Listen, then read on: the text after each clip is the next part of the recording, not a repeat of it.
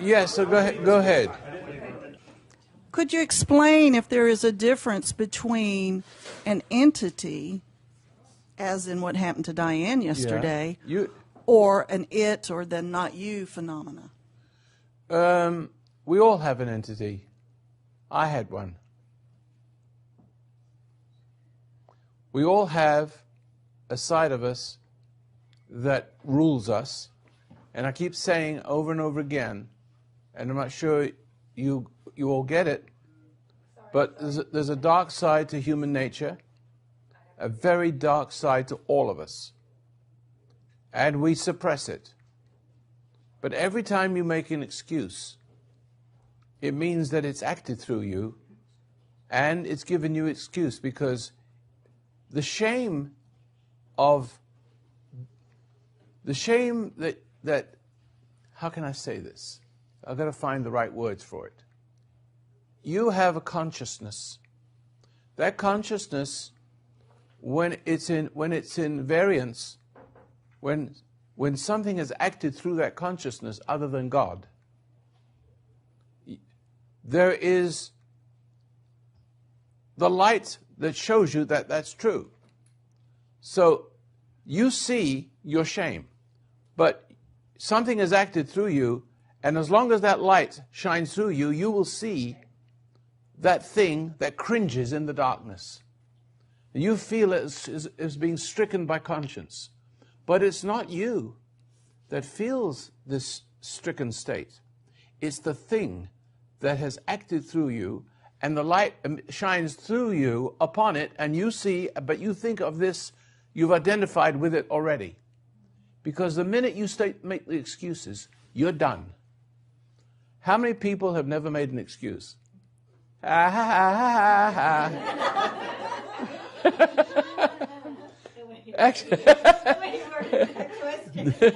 it's not funny. It is funny, but it isn't funny. It isn't funny, but it isn't funny. I'm getting confused here. I need some treatment. No, the thing is that we all have a dark side. And when you see a place like Russia, where 30 million people get murdered by their own government, or China, which I think almost double that amount of people, they got plenty of people to spare, you see what I mean? They got 1.2 billion people, who misses, 30 million people. But when a system other than democracy, justice and mercy, rules because the people are noble, their people are sovereign. We are sovereign people, means we're like our own king. But the king is really our creator. But he gives us sovereignty. He gives us knighthood, princehood, or whatever you want. Wherever there's a lacking in virtue amongst the people elect a representative of their dark side, that acts through them as a whole people, not just as an individual. And so that you live in a society of terror and fear because everybody is subject to it. And you see it happening in America. You see the coarseness and the cruelty of one person to another. As civility is going out of the window. Somebody gets in the way of your car and you're in a hurry and you want to get out of your car and beat that guy up. I mean, the whole country is violent. There's 50,000 murders every day in America. There used to be 1 or 2 a year when I first came here 56 years ago, 57 or 58 years ago. This used to be a decent country. Not everybody was that good, but something's happened. We've lost our virtue. When we lose our virtue, when we're encouraged to be licentious, when we start to fall, and this fall has something to do with our lack of understanding of the process that's going on. And my job is to help you to understand this process, not that this small group here can do any good, but if we can reach enough people. We only need a small percentage of people. We only need one Reagan to remind us of our humanity. See? Because if we don't have that, then we will elect something that will justify our lack of humanity. And therefore the worst kinds of people rise up the ranks. The lowest scum of the earth rise up the ranks. And you can see it happening in factories, in government. You see terrible things happening in government, waste, lying, cheating, and you expect those people to be fired. Now, everything goes quiet for a while, they get rewarded. You find the foreman in a factory, instead of being gracious, they pick the biggest brute, the meanest person, to drive and motivate people to function, to drive them with fear and pressure. And then you've got school teachers that do the same thing. They demoralize the kids. And you can't fire a teacher. You often hear them speaking about a merit system. Why don't we have a merit system? Because they don't want a merit system. They want the worst kind of person as a teacher, because it will do the job of demoralizing the children. So they grow up conditioned, subject to the tyranny of authority.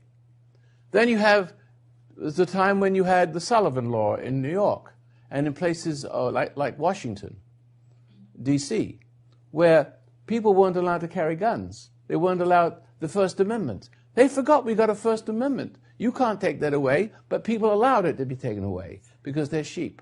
But when the guns get taken away, the criminals have guns, and everybody knows that if... Look, I don't want to make this a Fifth Amendment thing. I just want to make a point.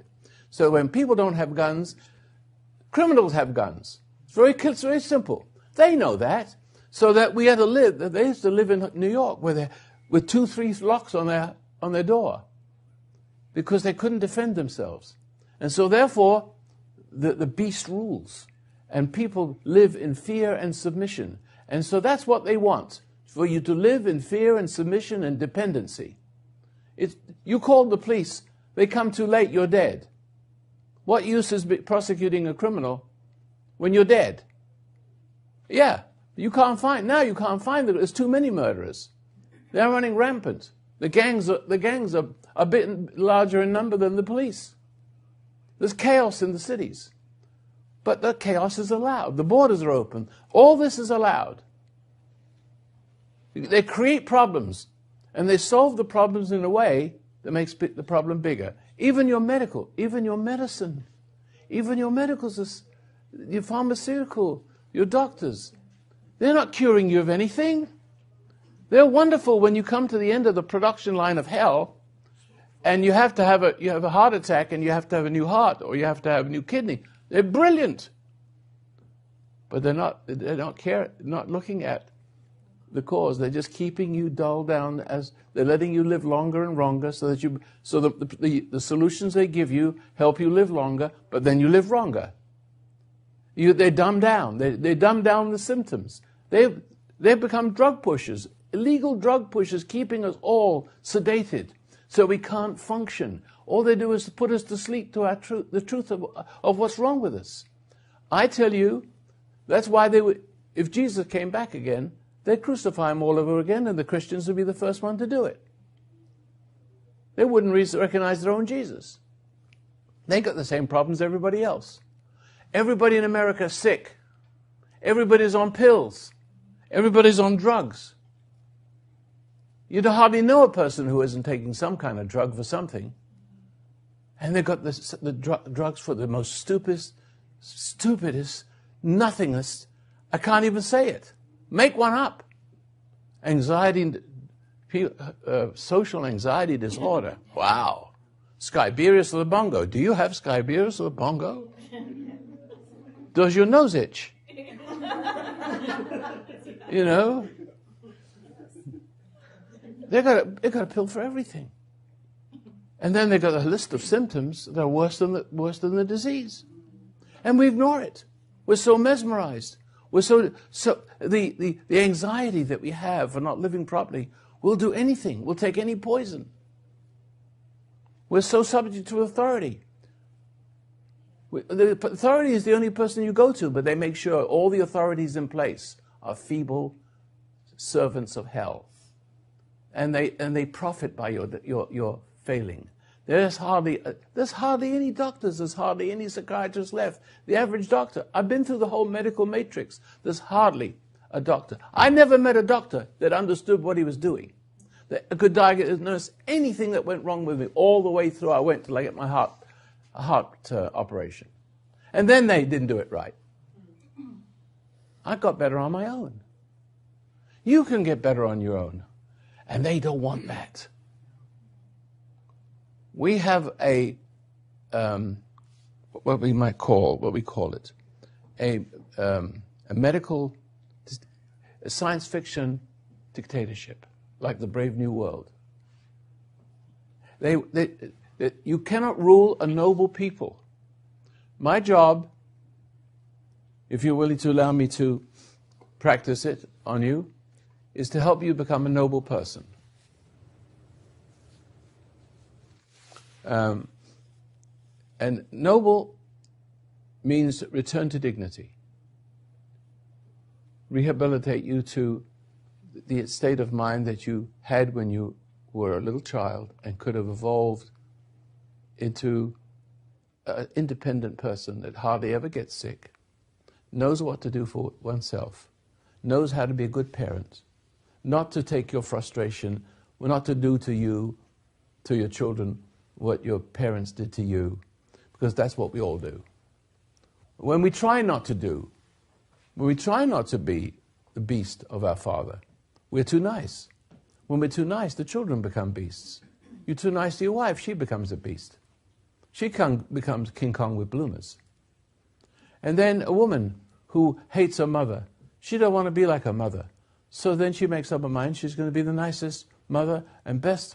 It's a good thing, don't get me wrong. It's well intentioned, but not properly orchestrated. Because you can't, once you've lost your virtue, you cannot give it to yourself back. You cannot, but you can try. And that's what's noble. That is a noble effort. All of you here are trying to be good people, correct? Yes. But you don't make it, that's why you're here. Mm-hmm. It doesn't work. You cannot reform what has been deformed. Only God can reform what is deformed. You can deform yourself, you can deform somebody else, but you cannot reform them. You can have all the laws in the world, and they won't reform anything. They become draconian.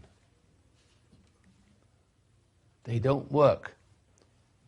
Human mercy, human love is very destructive. Now, I know we mean well, we want to love our kids, but you've got to be very careful to understand this, that when you love and when you forgive, in your own idea of what forgiveness is, you're actually supporting the worst in your children, or your husband, or your wife. You're actually part of the problem, because you're the one that's playing God. You're the one that's forgiving, and you're overlooking the fault, but you don't have the power to resolve that fault in that person. All you have is the power to reinforce that fault by forgiving them, which means it's a tacit approval. There, I love you as you are. See? Got it? But when you love somebody as they are, they get worse. When you get worse, you think you failed.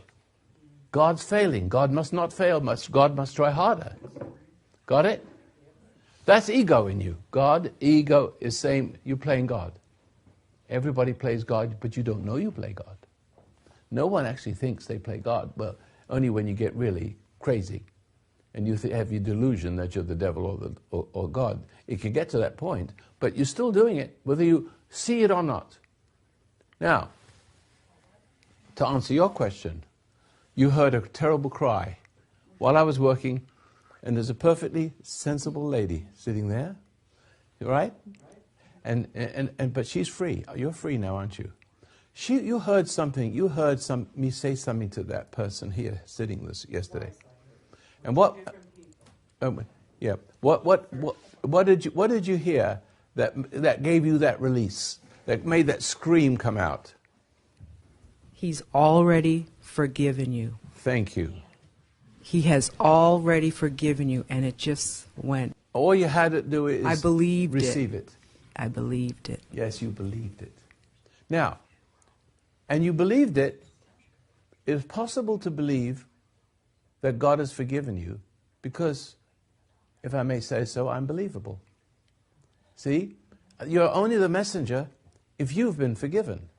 See, so I know I've been forgiven, and so therefore I don't have to anguish in anything. But I have also an obligation to help cover a multitude of my own sins by helping you to find the same as I have found. See? And that my job here, and my job always, every day of my life, is to help people realize this simple truth. They don't have to struggle because the dark side in you, you see, it feels the guilt. And but you're so identified with it, you think it's you. It thinks through you, and you think it's you thinking. And it feels through you, and you think it's you feeling and wanting. And it wants through you, and you think it's you wanting. And you go with it. And you think, and then you think your conscience is your enemy. You think your conscience is a straitjacket. My conscience is not a straitjacket. I've only got two choices. To be free from what is wrong, to do right, or to be free from right, to do wrong. Which one do you want? There is no freedom. The whole idea of freedom is an illusion. You are not a free people. No one is free. I'm not free anymore, any more than I was not free before. I want to serve the purpose I created. There is only two choices, isn't there? All right, now, we're back to you. So you cried a little bit when I was talking to you. What were you crying about? I intellectually understand everything you're saying, Roy. But this it is bigger than me. It is big. It is so powerful. It will not let you see. And if you see, it will cause you to have guilt in such a way that you have to try harder to be a better person. It will, they'll make you think that you can fix yourself. Exactly. And I'm such a bully. You can make others do the right thing if you can't do it yourself. You can push your ideas now to get other people to conform to do the right thing. But they hate me. Because they're a slave of your approval. Damned if you, what did I say yesterday? Damned if they get your approval, and damned if they don't. And what happens is that you also feel guilt. You feel guilt for imposing your will upon a person. Mm-hmm. Because they cannot do it perfectly. Mm-mm. They cannot be perfectly good. Mm-mm. And you know it. And you're unconsciously setting them up to fail. And when you send them up to fail, you judge them. Absolutely. And when you judge them, you feel righteous. Absolutely. I'm haughty. I'm critical. And amazingly, for the last 10 years, about every 3 to 4 years, I get laid off of a job, even when I have seniority. And it's because you're a bully. I'm a bully. I don't want to be a bully. Come and sit here with me. Come and sit here with me. You can bring your microphone. Come and sit right here. So you see how to overcome your problem? It's just to see that you're a bully. Now, where did you get the bully from? There's got to be something in your past. You weren't born a bully. No. No, you weren't born a bully. How did you? You could just see the process. It's somebody you hated, you became like. Is that right? You always become like what you hate. Absolutely. Or you try to be the opposite. Absolutely. You've only got two choices. You become like what you hate, but you hate that person so much that you don't want to become like you hate, so therefore you try to be just the opposite of a hateful person by being a loving person, and guess what? You find yourself subject to bullies. So either you're a bully or you're a slave of the bully, and that's the system in America right now. Mm-hmm. We have a system of bullies and cowards. And now the coward is like the bully. And now he cannot help but serve the bully, and the bully is empowered. And the coward is more cowering. There comes a point when the frustration of being a coward makes you turn around and take it out on someone smaller than yourself. See? Because you can't stand up to the bully. But you can let your frustration out on your children. So, the husband has a fight with his wife. He owns a business. He comes to the office. He comes to the factory. He takes it out on the foreman. The foreman takes it out on the workers. The worker goes home and takes it out on his wife. The wife goes home and takes it out on the kids. The kids take it out on the little kids. And the little kids pull wings out of butterflies. Everybody's got a problem. It looks like the kids have got the problem, but the parents have got the problem. And so on all the way to the top. And the biggest problem is your government. Because that's when you get a government that understands that I feel your pain. See, a liar. Talking to my wife this morning. I always talk about her. But the point is, she also doesn't see she's a bully.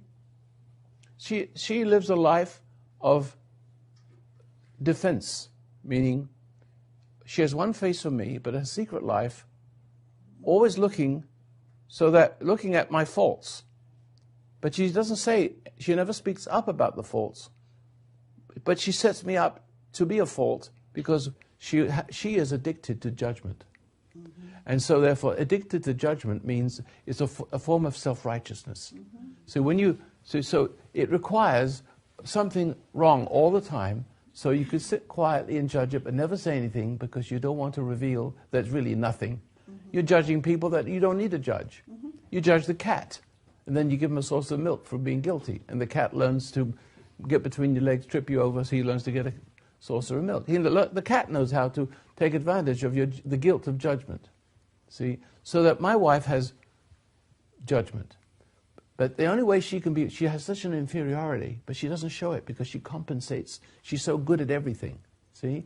She's good at real estate. She's good at everything. She's good at putting a face on. But this face is always covering a multitude of sins. Absolutely. She says, look how wonderful I am. But at the same time, I come home last night. I don't eat here. So I come in, there's no food for me. That's not unusual. But she's been very careful to give food to somebody else. Someone else comes in, my son. What do you need, son? Me? What have you got? Well, I can make you a taco. I can't eat that. See? So it is, and she's instead of saying, oops, sorry, no sorry. So it's 4 hours lecture. See? I get 4 hours, do another 4-hour lecture. I don't let her get away with that. And she doesn't see it. She doesn't want to see it. And the fumbling and the excuses and the rationale. And that's the problem. She's defending her lack of graciousness. But that's 56 years of it. 56 years of it. So it's not a bit... And again, that when I start to talk to her that way, she feels pain. But more defense. And there's more pain. And there's more defense. And I'm incessant. I won't stop. See? And then she gives me compliments. I don't want that. It's like dealing with the devil sometimes. Oh, you're wonderful. You're handsome. I love you so much. You're so... it's not going to stop me. It's the thing is, and I'm not mean. She needs this. And how many years I have to go by. She gives me a choice. She gives me a choice either to be silent or outspoken. But there are usually two unfortunate choices. To be outspoken means you get angry because the frustration of dealing with something like that, there's a bully in there. There's a secret bully what's she angry about? If you really ask her what she's angry about, every now it will slip out because you're mean. I'm not mean. I'm just telling you what you just did to me. You understand that when you tell someone who has done something wrong to you or failed to do right by you, that it hurts. The truth hurts. And so, to the point where hardly anybody stands up to anybody except they stand up in anger, and then you make it worse. And then they look at you and say, uh-huh. And they're perfect. Then they get their perfect justification. And when I fail, see, in other words, speaking up is painful. But the whole idea, the whole modus operandi, because when I look at my wife, I look at everybody else. Everybody's doing this. Everybody's doing it. It's not just her. Nobody likes to admit any truth. And so when you confront somebody with the truth of anything, excuse me, but I'm your husband. Don't you think you need to make a dinner for me? How many husbands know what I'm talking about? You come home, after a while, your wife doesn't do anything for you if you don't say anything. And if you do say something and you get her to do it, she judges you for it. So, see, either way. It's always setting you up to be upset and frustrated. You see that? And so, you have an addiction to judgment. I do. And that's why you're crying. I wish my wife would cry. But she's stone-faced. You cry. I love that. Because you're seeing it. She doesn't see what she's doing. She really doesn't see what she's doing. And lots of people do not see, especially ladies. Especially ladies are addicted to judgments. Because they're the weaker sex. And they sort of have to, if there's ego in a woman, if there's pride and hurt in a woman, she can't stand up to a great big strong guy. She has to slowly weaken him, undermine him, frustrate him until he blows his brains out and beats her up and said, aha. And so what you're looking at is a nation of broken men, but it's been generational. Because this is nothing new. That women unconsciously, when they're nurturing, when they're loving you, they're setting you up to fail. Remember what I said about forgiveness and love and trying to be the opposite of your mother or your father? You're trying to be the opposite, and therefore, but the opposite is still inside you. You hate your mom, you hate your dad. It's in you. The die is cast. You either become that, so you can be boisterous and like yourself. You could take your frustration out, and you can be in charge of everybody. And you're a good foreman. See that sort of thing? Because people will respond to what you do, and you get a certain satisfaction. You get rewarded, but you make a good bureaucrat in a socialist army. But I'm very alienated. I know that. But the point is, you know why? Because you have a conscience. You do it, but still you don't do it you don't do it. You don't really want to do it. No. But you're good at it. And you get paid for it. See, and you get paid well for it. Sort of, but I keep getting laid off from different employers. Yeah, because you go too far. Because I'm mean. You're going to I get push too far. the envelope too far. Yeah, you go too far. And the funny thing is, Roy, is at one time I had a profession. 10 years ago, I was an anesthetist. I put people to sleep for their surgeries. Well, you're still doing it. Well, exactly. Yes. It's a very interesting thought. It is an interesting thought. Because when you upset people, they're asleep. You put yes. Because the upset puts people to sleep. You see, and they want to stay asleep. They don't like to admit they hate you. They don't like to admit they're becoming like their mother or father. So they try harder to please you, like they did with their parents. They tried harder to please the bully. And instead of the bully getting better, they become a slave of the bully. The bully learns, aha, see, it works. So so you learn, you're encouraged to be a bully by the servitude of the coward.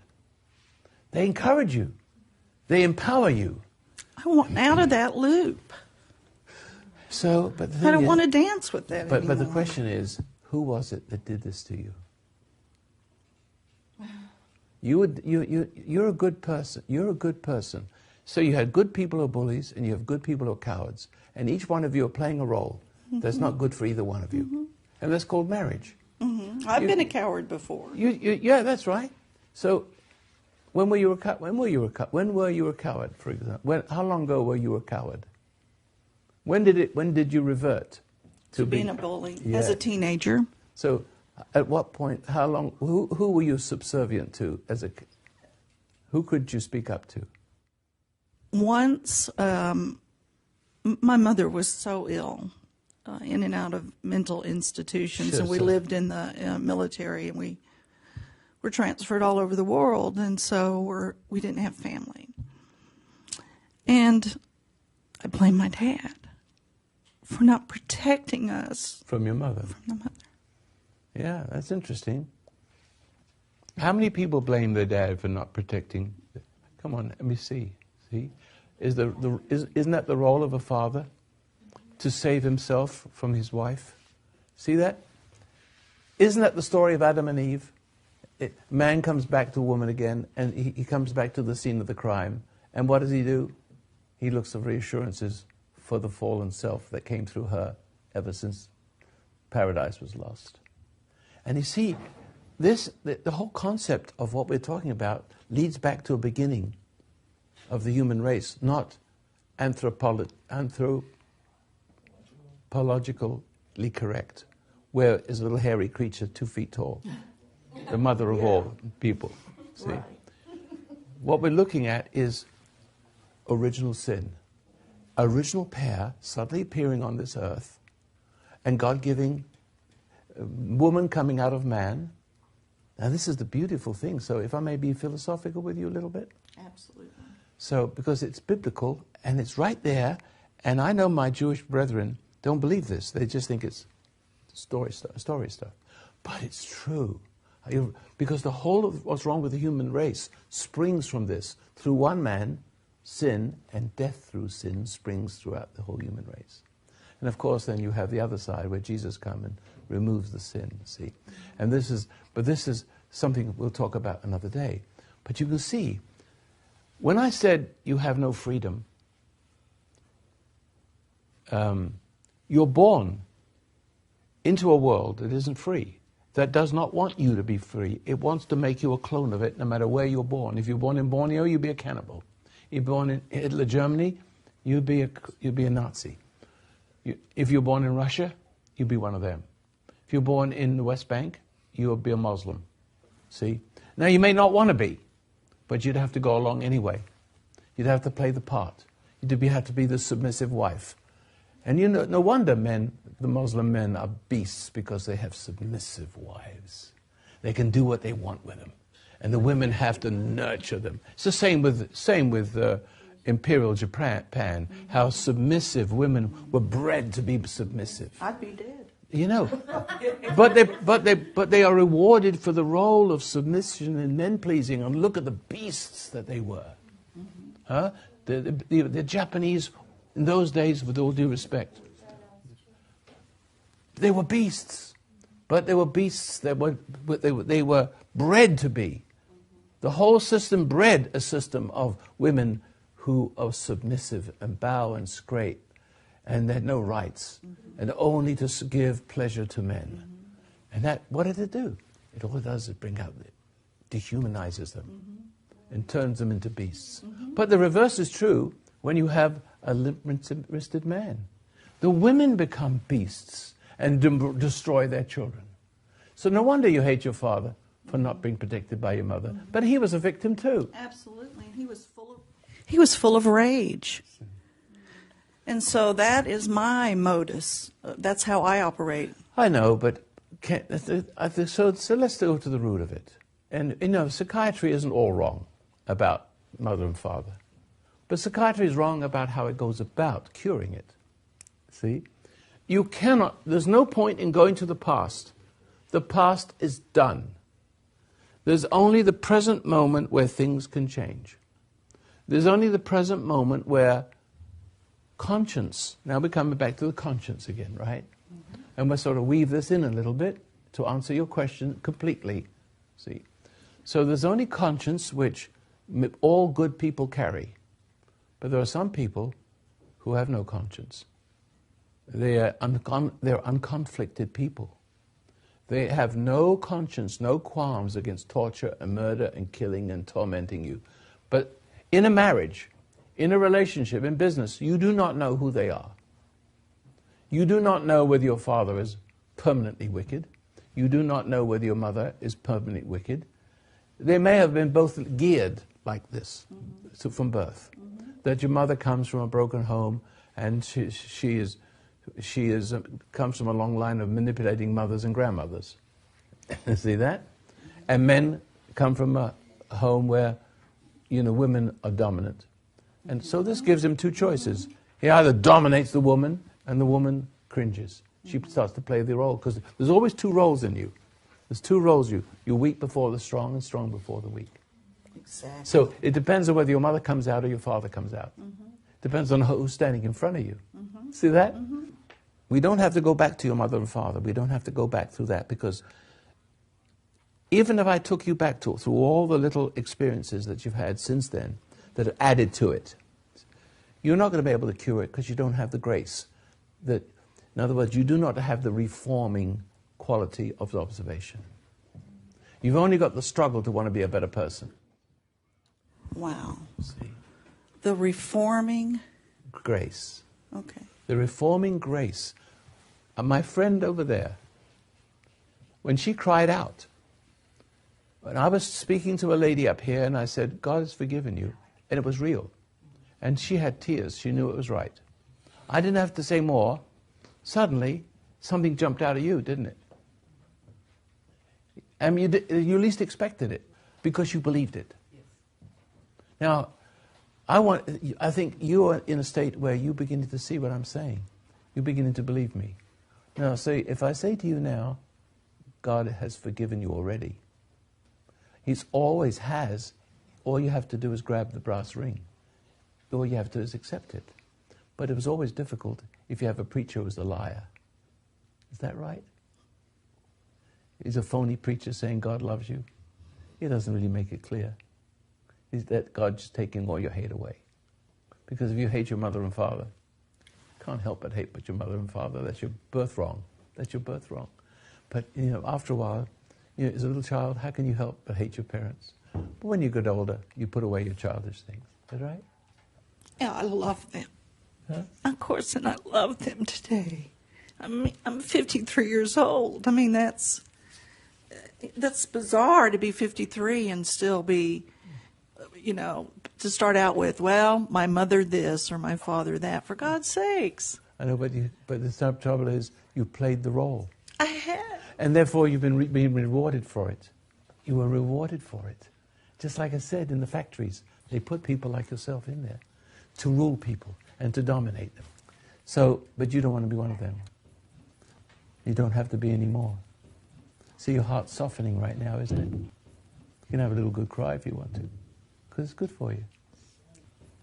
See?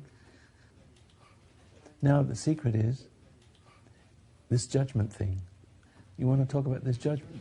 Do you understand judgment is a form of righteousness?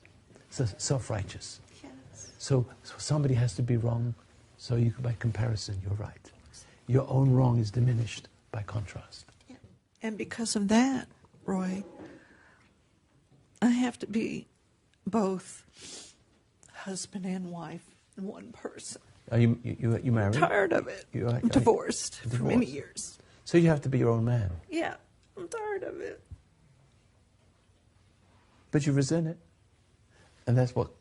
Here it is. See that little resentment? That is the constant. You know what a constant is? Of course. You see, so that's the constant that keeps you sick. Resenting, knowing it. See, you think you're resenting the condition, but actually it's the thing that tricks you into resenting knowing it. Right. So that when I talk to my wife, she resents knowing it.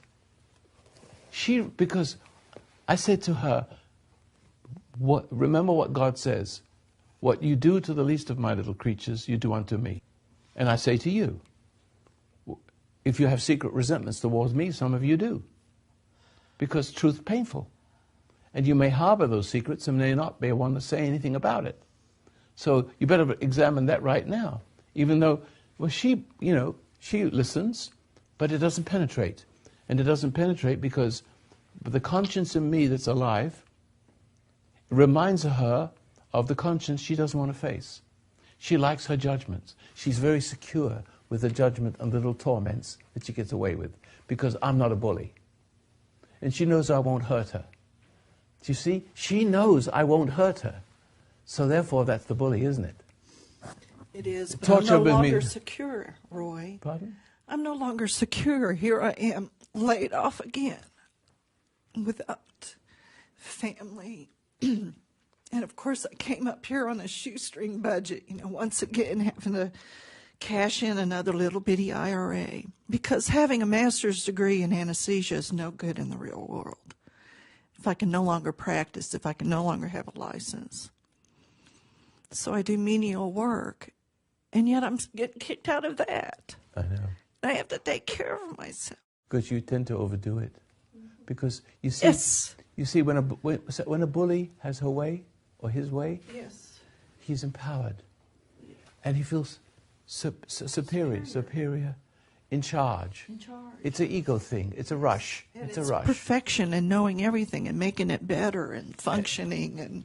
No, but you're like my wife, except you're willing to face it. That's the difference. See, the difference is if you'd make excuses all the time and argue and lead me off in this direction and that direction, before you know, we don't know what we're talking about anymore. See that? But you can see and see and see, but that doesn't solve. That doesn't get rid of it. She says, I see it, but she does the same thing again. Right. But it's the manner in which you see. It's the manner. Now, did you hear a little thing I said a few minutes ago? You resent seeing it. Yes. You resent the consequence of. Yes. But the resentment keeps it all alive. Resentment is what opened the door and shut behind you.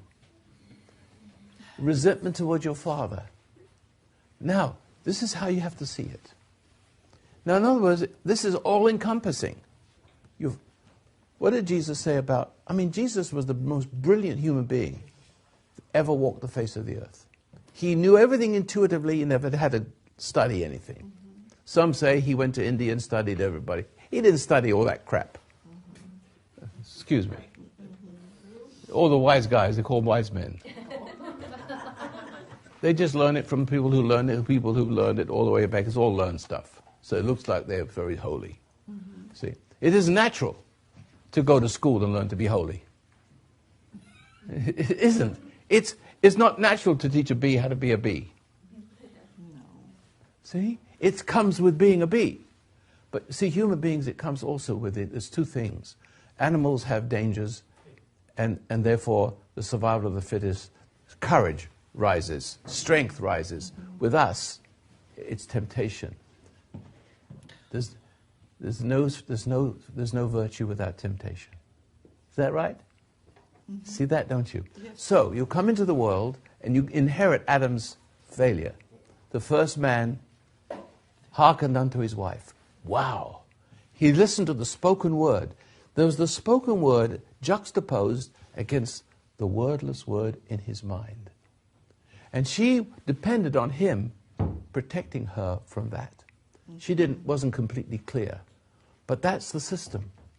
And so he fails. Because pride is a little piece of God. Naturally want to be God. If you have a dad, you want to inherit your father's money and your father's kingdom. See? You want to be God. It is the God part of you wants to be God. It could be. It could attain to that idea, even if it cannot succeed in reality. In an illusion, yes. So you see, he gives an instruction of all the trees you can eat, but not that one. There's eternal life, but you can't eat that one.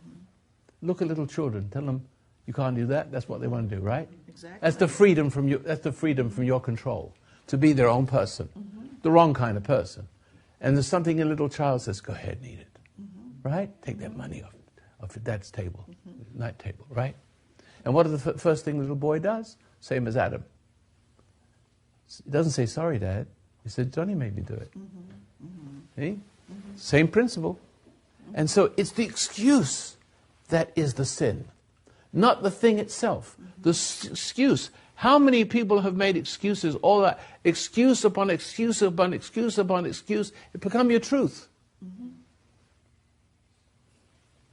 So depending on what kind of set of excuses you've got, you have a minister, someone to minister to it, to reassure you. See? So you have a minister for weak people. go to a church that says, God loves you as you are, and I'm a little wimp, but that's all right. God loves weak people. See? The meek shall the inherit. meek. Yeah, the meek means weak, feeble, submissive, loving. See? But it's a slavish loving. So you see, then you have the bully pulpit.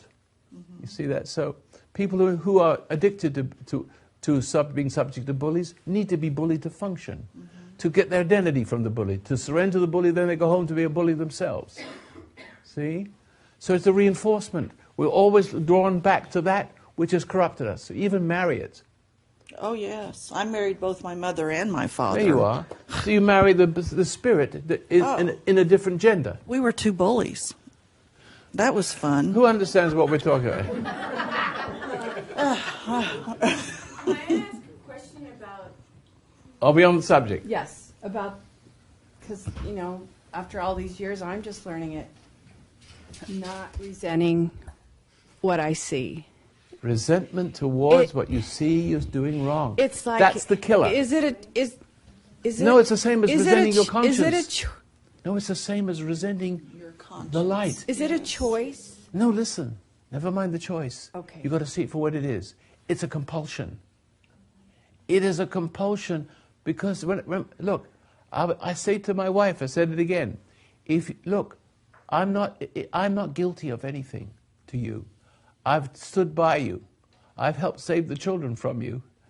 You have a beautiful home. See, I talk about you every day because I wouldn't want anyone to think when they meet me, when they meet you, that I'm your wimp.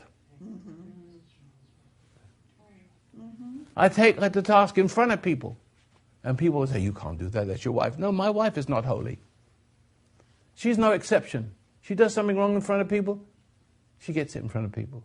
In no uncertain terms. Not rude, not mean, always truthful, but it hurts everybody around. Because they all feel the same hurt. How can you be that way towards your wife? See? She's your wife. Oh, well, she's not a prima donna. She's not the queen. I'm the king. No, I'm not really the king. I'm the one that loves her. And I'm the one that says, you can't get away with this. You can't get away with them. You can't hurt my children. You can't hurt my grandchildren. You can't talk to the grandchildren that way. Just watch the tone of your voice. See? Yeah. Watch that pushy thing. Watch how you talk to them. The children love it. Because that's what a father's for. And that a good woman has that nature in her that needs that correction. I would love to have that. Wouldn't you? I would love it. You're having it now. Yes. See that whatever's in me loves you? Yeah. You're a good woman. But the trouble is, something in you don't understand. But if I can help you understand it, let me try again. Because there's so many ways you can say it. And all of a sudden something clicks. That was made you cry out. Something clicked. All right. Let me put it in terms of my own experience, my own marriage. I said to her, what you do to the least of these, my creatures, you do it unto me. I said, I have a conscience, and I've lived that conscience. And you are ambitious. You don't like to admit you're wrong. You have to make me wrong. You're constantly in your mind, you're setting me up to fail. So even when I catch you doing something very small and bring it to your attention, you tell me that I don't see what I see. That is so cruel. To have a person say, what are you doing that for? I didn't do that. So what you're doing is driving a person crazy. When you tell a person he doesn't see what he sees when he really sees it, when that stubbornness is such that you rather see a person crazy dead rather than see your own wrong, you're going to be dead and wrong. But it's also, you're destroying the soul of that person who's trying to, hey Mom, what are you doing that for? Shut up. See? Got it? You begin to think there's something wrong with you. And so you start to doubt yourself. And that's a killer. But that's what's happening in America. The teachers, you hand them over to your teachers. The mothers do it. The fathers do it. You set them up so they can't hardly speak up for themselves and allow themselves to be bullied. And then they have, their lives are in such a mess, there's so much confusion, so much anxiety, they're subject to other kinds of bullies who rise as friends, called drug pushers, or so on and so forth, or the pharmaceuticals, which are just as bad. Now, there, mother loves you as you are. Now, here's this. Don't you feel better now? Here's a candy. Let me make something nice for dinner for you, see? Here, this will make you feel better. Yes, you can have syphilis and, have sex with everybody, but you'll feel better about it. It make it possible. It doesn't actually. There's all kinds of side effects, but it's all right. See? And you see two loving people. One's just about to get syphilis. Yeah, and the other, but he seems to be happy about it because they've been taking a pill, and that might make it okay. But the point is, there's always this enabling of the process. The coward enables you. See? But there's something in you that we need to understand here. Let me go round and round again. What is keeping that process going is the resentment towards knowing it. Because what gives you to know it, in my house, my job is to give my wife, make the wife aware of what she's doing wrong. My job is to make my kids aware that they're out of order. Right? There's got to be, and I have to be in order myself. But you don't dare to act as if I was out of order, as if the wrongdoer is in order, because that's a dangerous war. That's been going on for a long time. But it's okay. I know how to deal with it. That's what makes me strong. What doesn't kill you makes you stronger. And that's not going to kill me. So either she goes mad or I go mad. That's the rule. And I'm not going mad. The only way she can get better is to look. But I won't force her to look. But I will cause the suffering. In other words, instead of me suffering, I don't suffer. I do not suffer anything. She suffers from making me suffer. Do you understand that? And hopefully one day it will translate into she either dies or she wakes up. That's okay. One way or the other. It's okay with me. One way or the other. As a matter, I prefer she wake up. But I'm not going to lay it on her. I'm not going to make her conform, but I will confront. I will not give up my confrontation. It's my job. It's my home. You just can't do that to me in my home. See? The thing is, she doesn't want to see. She doesn't. Now she gets to the point where she doesn't know she doesn't want to see. She actually, so when she hears me talking to her, she thinks I'm being mean, and I'm not. See that? All right, now.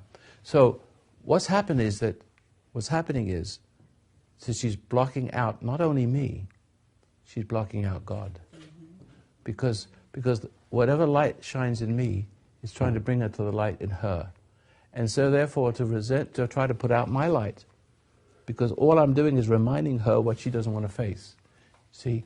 So I have to get her to see that she doesn't want to see it. She feels comfortable in her own bully pulpit. She feels comfortable there. See that? I see it. I know, but you're different. I'm just trying to make everybody take a broader spectrum. Okay. But this is something you need to see. Is what you need to say. My wife resents me seeing. I see what she doesn't want to see. But then, not wanting to see, my conscience is the same conscience as in her. They're both the same. The light shines on both of us the same way. So if she resents the light in me, she actually is rejecting the light in herself. Of course. So she'll live in that little case of a body and perish there. I don't want that to happen. No. But I can't stop. I cannot stop reminding her. Do you see that? How many men give up on that? How many men blow their brains out and give up on it and go to another woman, right? Not me. So you may want to judge me for what I'm saying. But I'm saying all this for a purpose. I'm living proof that you can have a good life no matter how bad how unpleasant your partner is. She's got that baggage from childhood. She's addicted to judging. And if she hasn't got anything to judge, she'll invent something. And then when you say, "What's the matter, honey?" which I never use the word honey. And she'll say, "Nothing, nothing, nothing." She'll never tell you. Because if you tell you, it would be nothing. Yeah, I get that too. I get that. But it's a game of madness. It is. We drive each other mad. And that's the illness, the diseases, the suffering, the murder, the violence, everything. Mm-hmm. You can't build your life on the way you're doing it, see?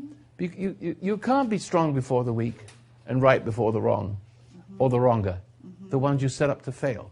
We set each other up to fail, to feed our judgment, and in our judgment, we feel superior. We feel what is judgment? It's a role of God. I had a dream once. I can remember it. I don't remember dreams, but it wasn't a dream. It was something more than a dream. So I'm dozing off. All of a sudden, I feel I'm moving with the impetus of the speed of light. Like that. And then I come to a dead stop without any gravitational consequences. So I move, speed of light, like that, to a place.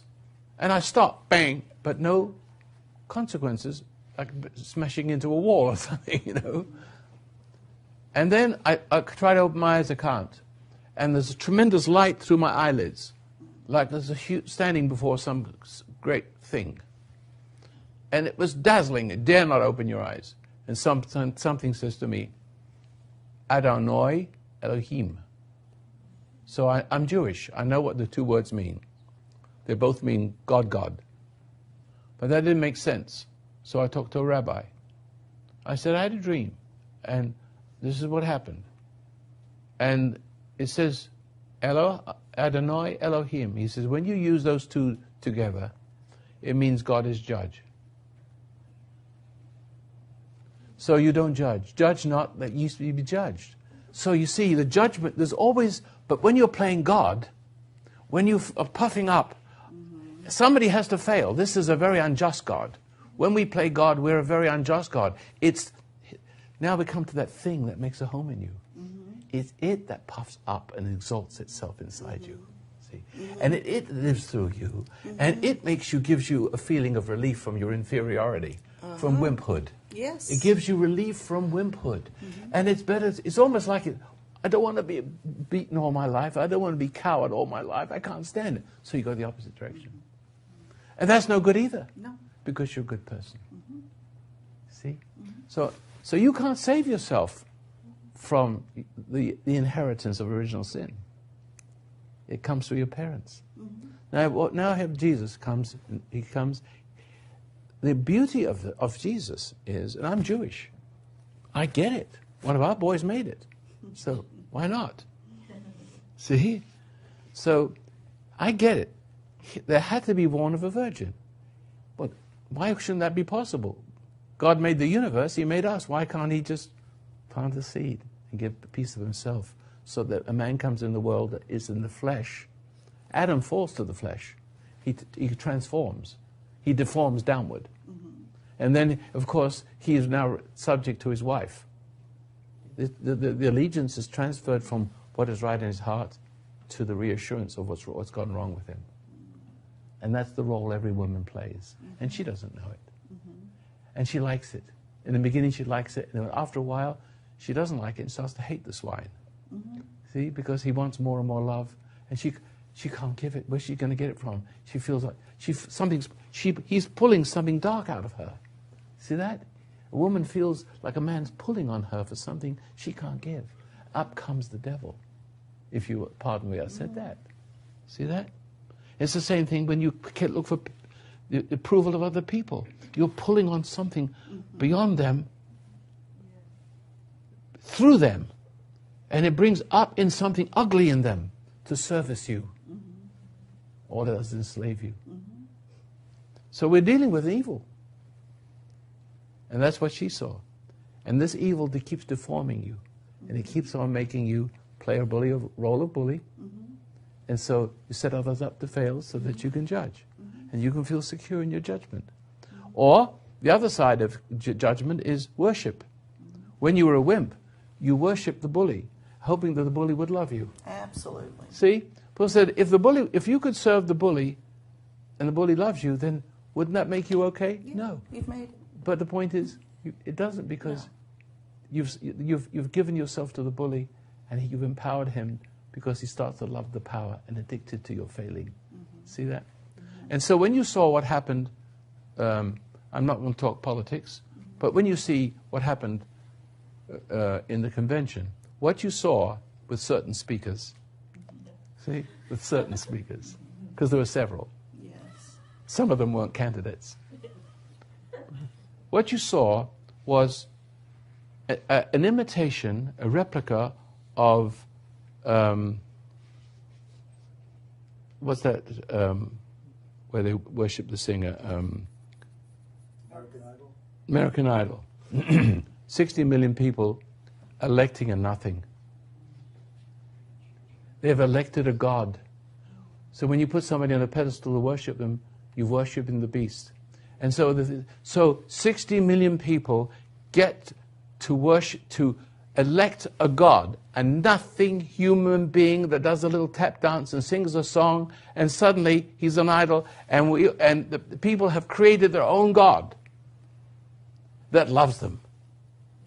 They're the god makers, greater than God. There's the illusion, they're god makers. That wouldn't be a god unless you made him. And you made this god to love you, as if to say, you are you're my son, in whom I'm well pleased, or daughter, whoever the singer is. See? This is the sickness of the world. We want a god, an idol. We want to worship idols. We worship rats.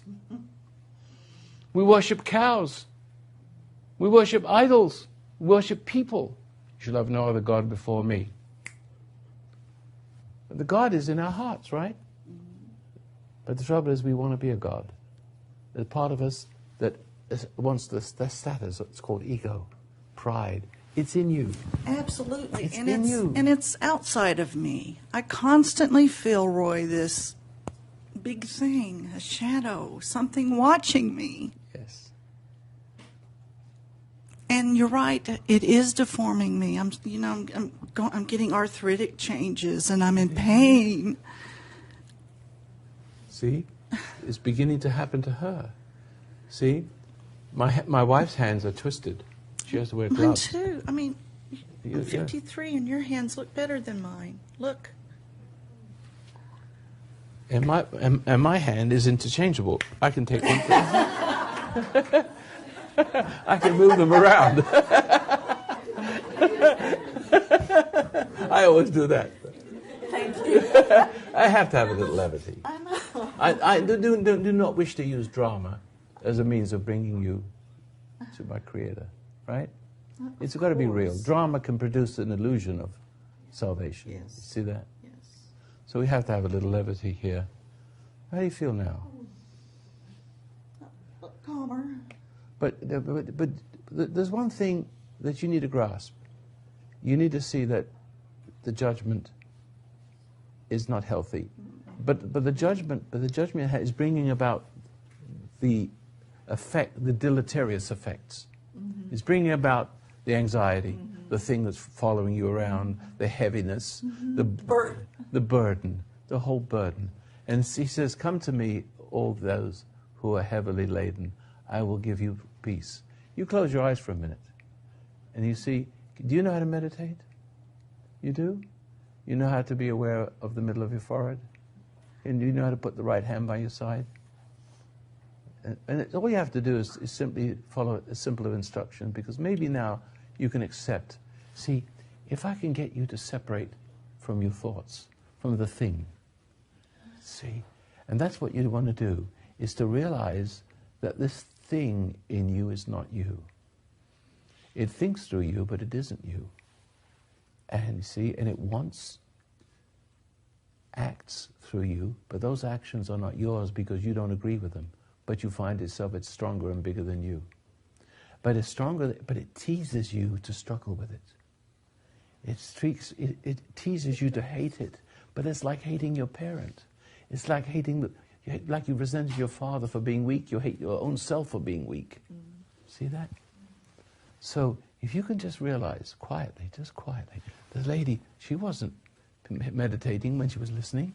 She just heard me say something. All I want to say is to you is be aware that when you feel the pain of anything, okay, then you feel the pain of realization, and that you realize that you are in a mess, that you're an anesthesiologist, is that the correct term? Anesthetist. And that now you're doing menial jobs and you're getting fired from that. And you get upset about it and resenting. What it is, you're being resentful towards knowing it. Why are you crying? The other day you were up here, you were well. But now you're crying. Why? I told you I wasn't absolutely sure that you said you were well that you got it. And I said I didn't think you did. But you see, you're getting something new now, aren't you? No, I'm the same thing I had before. It's just wonderful and beautiful. It's tearful. It's just very, very deep, and I hope that's what it is. But it just seems like it doesn't seem like I need anything to say. Okay. How are you feeling? I'm very heavy on my chest. Me too. You want to sit up here? Yeah, I do. It's just, I think it's just been in there a long time. If you will. Do we have more than one microphone thing? Would you pass it, please? Yeah. Well, when I just closed my eyes and started meditating when you did that with the gal, and there was just more in there. Yeah. I just started to meditate when you asked that girl to do that. Yeah. And I was just like you were talking to me, not to her. So, in that meditative state, I can talk to you about things without the interference of your intellect. See, because your intellect thinks it understands. It has lots of knowledge about words, forgiveness and all of it, but it doesn't have the music that goes with it. So the whole idea, what you were doing and doing correctly, while you were listening, you knew wisely to step back from the thoughts. Because you do sit light, your consciousness does sit lightly on your cranium inside. It sits lightly as a person sitting on a throne of your body. And so it commands everything to be in order, as long as you are yourself commanded. See that? Mm-hmm. See, but if you're lost in your head, then you only understand in the sense that an animal understands. Maybe that's not quite correct. But you only understand intellectually. Or with words. Or with just the words. You got the words, and you think you know what love means. Love means a different thing to a person who is sensual, who's lost in their thoughts. But we see that when we are objective, there's two kinds of love. The love of the world, which is egotistical. Or, for men, egotistical. Okay? Excuse me, I can't help a little levity once in a while. As a matter of fact, for a little levity, is that when men have power, they become sexually aroused. You know what makes a woman arouse a man? The fact that she gives him a sense of power. And when men get to Washington, and the politician gets to Washington, you find the biggest perverts in Washington you'll ever meet. Because when you don't know how to deal with power, it awakens sexual feelings towards people, places, and things that you cannot control. See? It's heavy. Can we meditate? Yeah.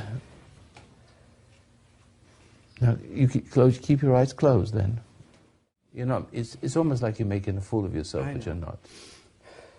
You okay now? It's not me. So I know. I'm okay. Is it gone? It's a little. But you can deal with it. Yeah, I can deal with it. Thank you. Okay. Thank you. You're welcome.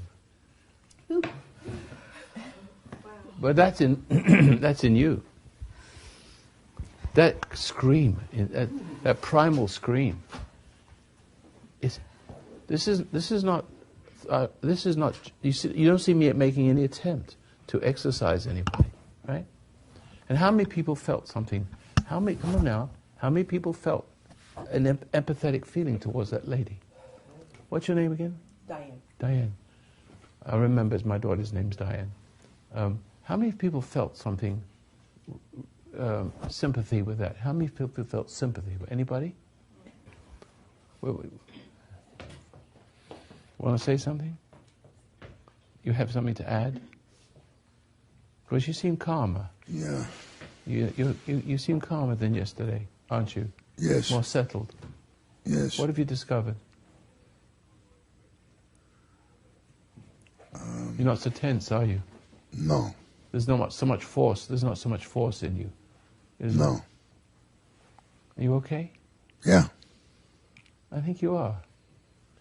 How about you, sir? You all right? I'm still struggling a little bit.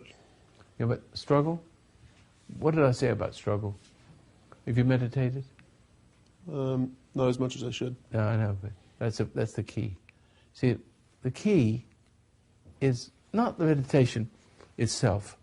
It's not the record or the CD. I was talking about the record. I'm going back 47 years. It isn't just the tape or the CD that you listen to as just words, as if it was some kind of dogma. It is simply an instruction, like you're on a treasure hunt, and you're just finding scraps of paper that lead you to where the treasure is. You don't need the papers once you get there. You throw them all away. Throw the map away. Now, I'm not saying you should throw the Bible away because it's a good reading book. It just reinforces. It helps clarify, re-clarify, ultra clarify what you read when you read it. But you don't want to study it. You don't want to study me. You don't want to remember me. All I want to do is give you the instructions how to get there. And how to get there is concentrate gently on the middle of the forehead. Actually, it's not a concentration. It is a detachment from focus. It's not a focus at all. It is a detachment. Because when you want to do something, you want to focus. And when you focus on it, then you pour your energy into the object of focus, right? I don't focus on anything. I just look at it. I look at you. And I listen to what you say. I watch what you do. If I'm doing my science, I wonder about something. I notice something. When I notice something comes to my attention, I don't struggle with it. I just watch it, and I say, that's strange. Give me an example. Light goes through a crystal. I said yesterday, light, I get informed by scientists. Light goes through a crystal or air or any transparent, translucent object, and it goes slower through the object, and then when it comes out, it speeds up to light speed. So, but light is, well, it has weight. It has a mass. See? It's both, they don't understand what it is, but they just know it has weight. And so when it hits something, it hits it with a little force. See?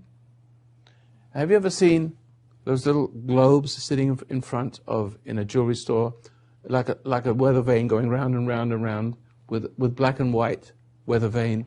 It's only because the light's hitting the light side and bouncing off it and being absorbed where the black side is, so it has a force of spinning it around. That's a proof that light is a force. So how is it that light is like a bullet, a mysterious bullet? It can go through. And I'm a diamond cutter by profession. I don't know if you know that, but I cut diamonds for a living as a young man. So when they say diamond, I know how refraction and reflection works. But when they said it goes down, it moves slower, it moves 40%, it loses 40% of its momentum through the diamond. When it comes out the other side, that's almost half of its speed. And it picks up their speed on the other side. I'm saying, just a minute. Now, I ask physicists, people I know, I look in books. Why does it do that? They don't know and they don't care. It's simply a law. And they understand how to move the law, understand to work the laws. They don't understand the laws of gravity, but you don't know what gravity is, but there's still math to it. But you still don't know what it is that's the math is to it. You don't know what it is. I want to know what it is. I'm not going to leave this earth without, that's my thing. I have to find out what that is. I come to a conclusion, which is an extraordinary conclusion, that the only thing that could be possible to do that, the only thing that's possible, is not, you cannot explain it any other way, and there is no other explanation, is, excuse me, is my little interlude into science, but I'm seeing how I see. I'm not happy with the fact that it does it and walk away and say, well, that's it. It just does it. No, I know 1 and 1 makes 2. I don't have to ask the question, why does it make 2? Because you can only go so far, and that's it. But that's not it. You can got to go further back than that. Something is making that light move faster. It's like throwing a baseball through the window, and it comes out the same speed. You know that something's wrong with that. Well, the same thing. I determined that there was a wind pushing it. And the wind is in, and so the wind does not penetrate the mass, the diamond, as much as the particle does, because it's heavier than the wind. And it goes through it, it comes out, still pushed by the wind. It's still, whatever force it is still moving it. It's gravity, moving it through the particle at a slower speed, but it's coming to resist. When it comes out the other side, the wind picks it up and brings it back to its constant. Then I say, well, how does it know how to be a constant? How does it know how fast to go? Then I decided, there's an opposing force. There's another force in the exact opposite direction. And they're flowing through each other. And these are forces that, because they're not material, everything material is made of it. But until material is made of it and spins from it, there's no resistance to it. But when it materializes, then it has the material that is made from it like a spinning eddy in a stream. The eddy is the stream. The stream is the eddy. The stream can exist without the eddy, but the eddy can't exist without the stream. So the eddy is made of the stream. Mass is made of gravity, and it spins it. See?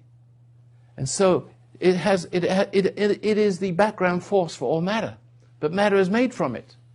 And so it flows through itself until something spins, and then it compresses. Gravity is a push force on the ground. It's not a pull force. It's everywhere in the universe. But Einstein messed it up. Because he said because speed of light is the fastest speed it's the fastest speed, and they couldn't explain its strange behavior, means that the space is a vacuum. So therefore he lost what gravity is. They figured it is something located around every heavenly body. It's everywhere, crushing everything, compressing everything, pushing everything. It's a wind. But anyway, here is the light of truth showing me what I should be interested in. You would be, if you have a different purpose, you're a geologist, your interest would be different. My job is to help you find God, but now also find God in science. Because if something spins, there's got to be a spin force. If there's a spin force, there's got to be a spinner.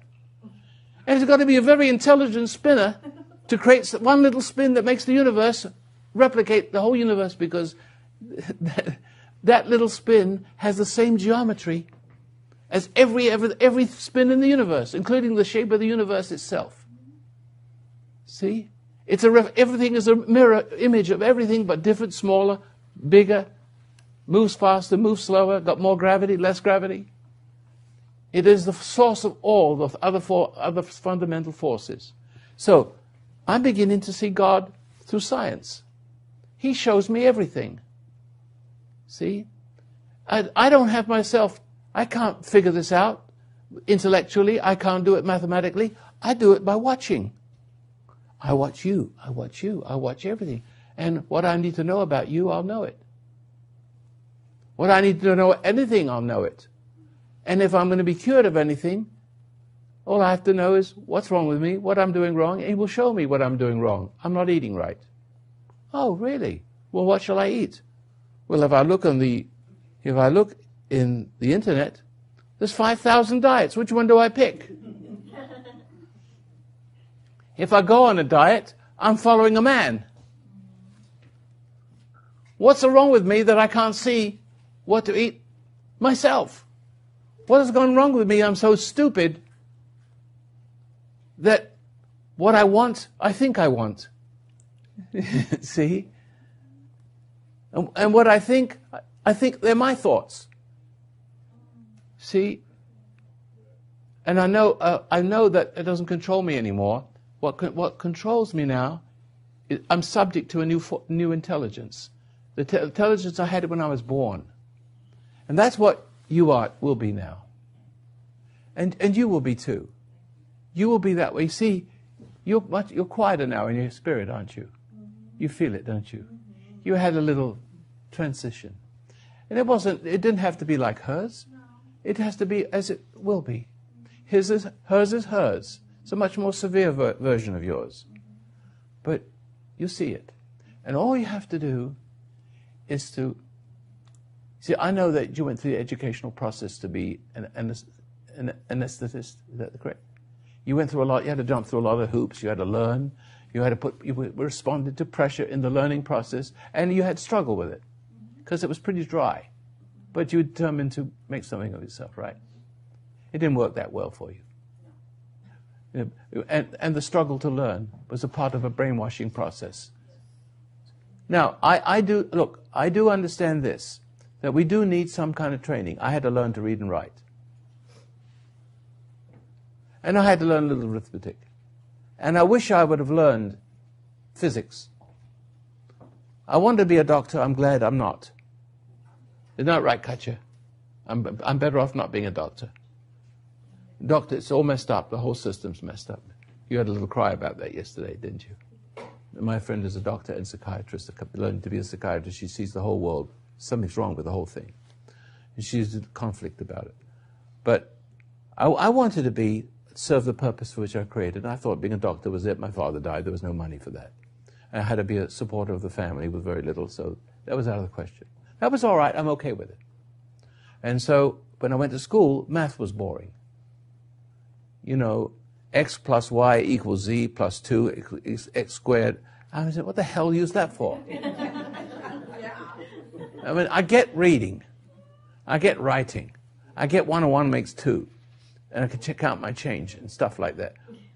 But that does have a value. But because it was presented wrong, boring, but that was a blessing too. Because if I had learned all of that stuff, I might not be able to see as clearly as I do. Because it's the education, no matter how good it is, even if it's religious education, that gets in the way of God. No. But suffering, all those privileges that I wanted to have, I want to be a scientist, but I couldn't be a scientist. What happened? What happened to me? I suddenly got, the bombs are coming down, the war started. My father died. I started doing, practicing magic. But something about magic I like, but that magic wasn't good enough. There's another kind of magic which we do here today, right? See? And I know the secret of life. I suddenly got interested in hypnosis. I'll tell you a little story in case the people watching have seen this, but heard me say this before. I'm walking down the street of Brighton, England, on the coast, as we have, it's about 30 miles from the coast of France, and you can see the sea battles and the airplanes and the barbed wire on the beach, and every now and then a dog would get blown up. Almost got killed. The dog goes in front of me and steps on a landmine. But the thing is, one day I was walking in one of the side streets of a theater, and it was a matinee. And it was a vaudeville, but it wasn't like we have today. I was a hypnotist, and I saw him do these things. I said, there's something. It's just like the diamond in the light. There's something there. How is it that you can make people do stupid things? Maybe we could use this to make people do sensible things. Now, I was only 15. Now, of course, later on I came to the conclusion, you don't want to make people do sensible things. This is as bad as the people doing good things, although it looks better on them. I'd rather have a hypnotized world who do good things than a hypnotized world that does bad things. But the hypnotized world of good people are weak. And pretty soon they're overcome by bad. See that? Because there's not good enough. There's no spirit. But behind the bad, there's a spirit. There's a spirit of education, the knowledge of good, the knowledge of evil. That's the problem, isn't it? You imbibe the knowledge. It's not the apple. It's not the fruit. It's the concept that you can judge right from wrong, that you can be right. And you see?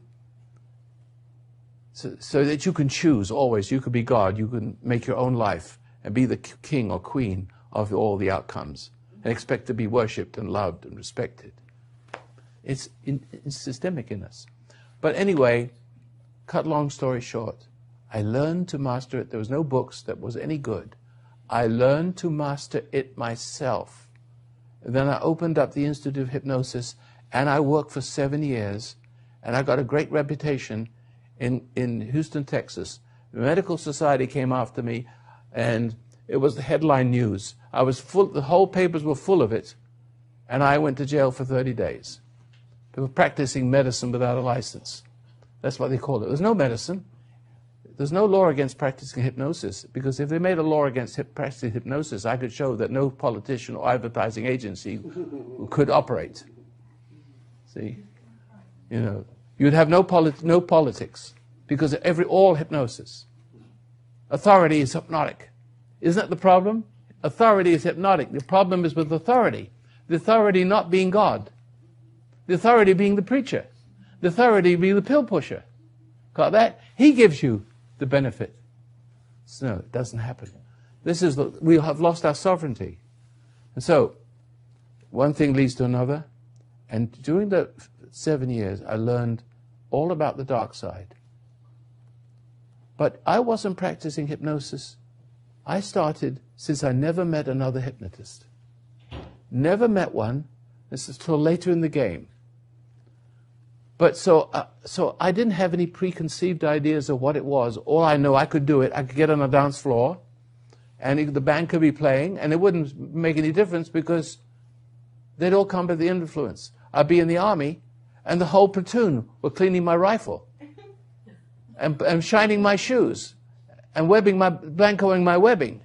And they did more for me than the sergeant. No wonder he hated me. See? But I learned all about that. People are easy to hypnotize. So I'm standing in a pub. I go with the guys, pub. And I don't drink. You know, I drink lemonade. I don't like the stuff. I drink a glass of wine good for my heart every now and then. Every day, actually. But that's it. But as a medicine, because I can't eat the fruit, see. So they were talking, how do you do that? I said, well, people hypnotize all the time. They don't know it. You're all hypnotized all the time. Except somebody has a control over you I don't have. So that's where you are weak before the strong. Some person with a certain kind of personality will get you. And some person who's weak for your kind of personality, you'll get them. I might not be able to get them because they're locked into your kind. See that? So when you hear preachers say, Jesus, well, that's a code for everybody who belongs to that. It's a code word.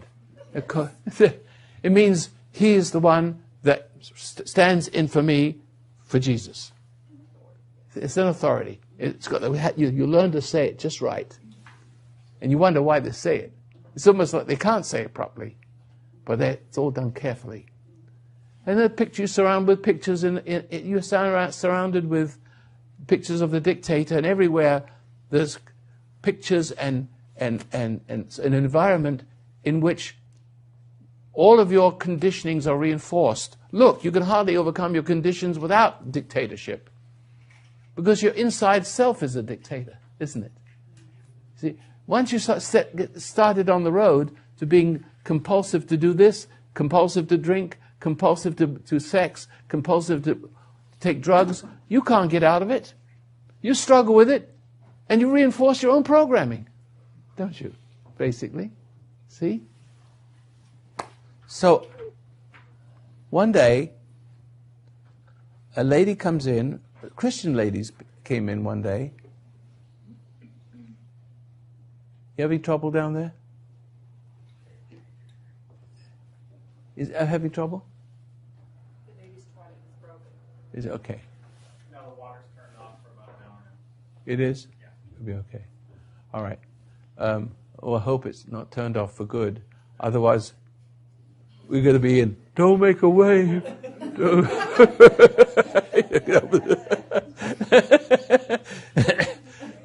So we'll be awash in the sea of sewage. One day, a lady comes into the Institute of Hypnosis, and I sit down, and I sit to what I do here. But I called it hypnosis. It's not. Somehow I crossed a line. Because hypnosis is human beings taking the place of conscience. So that when the transference of to a human being means that the human being's word or idea or intent translates into the behavior that would otherwise come naturally from you. But it wouldn't be from you. So anyway, I sat her down and I talked to her very much like we speak today about, you listen to the meditation, it says, don't get angry. From now on, you're going to do what is right in your heart, not because Roy said so, right? Not because Roy said so, but because you know it's right in your heart. What I'm doing, what I didn't know I was doing, was transferring the elite. I'd found the Holy Grail. I'd found what Jesus would tell people with his authority. So, but the record is not any good just by its authority, but there's a quality, a sound in it. It carries with it a certain quality that makes it, it's simple. You follow the instruction. You really don't know where you're going. It doesn't promise you to cure you of anything. But if there's a desire in your heart to live the truth, it walks you straight to the place where it's there.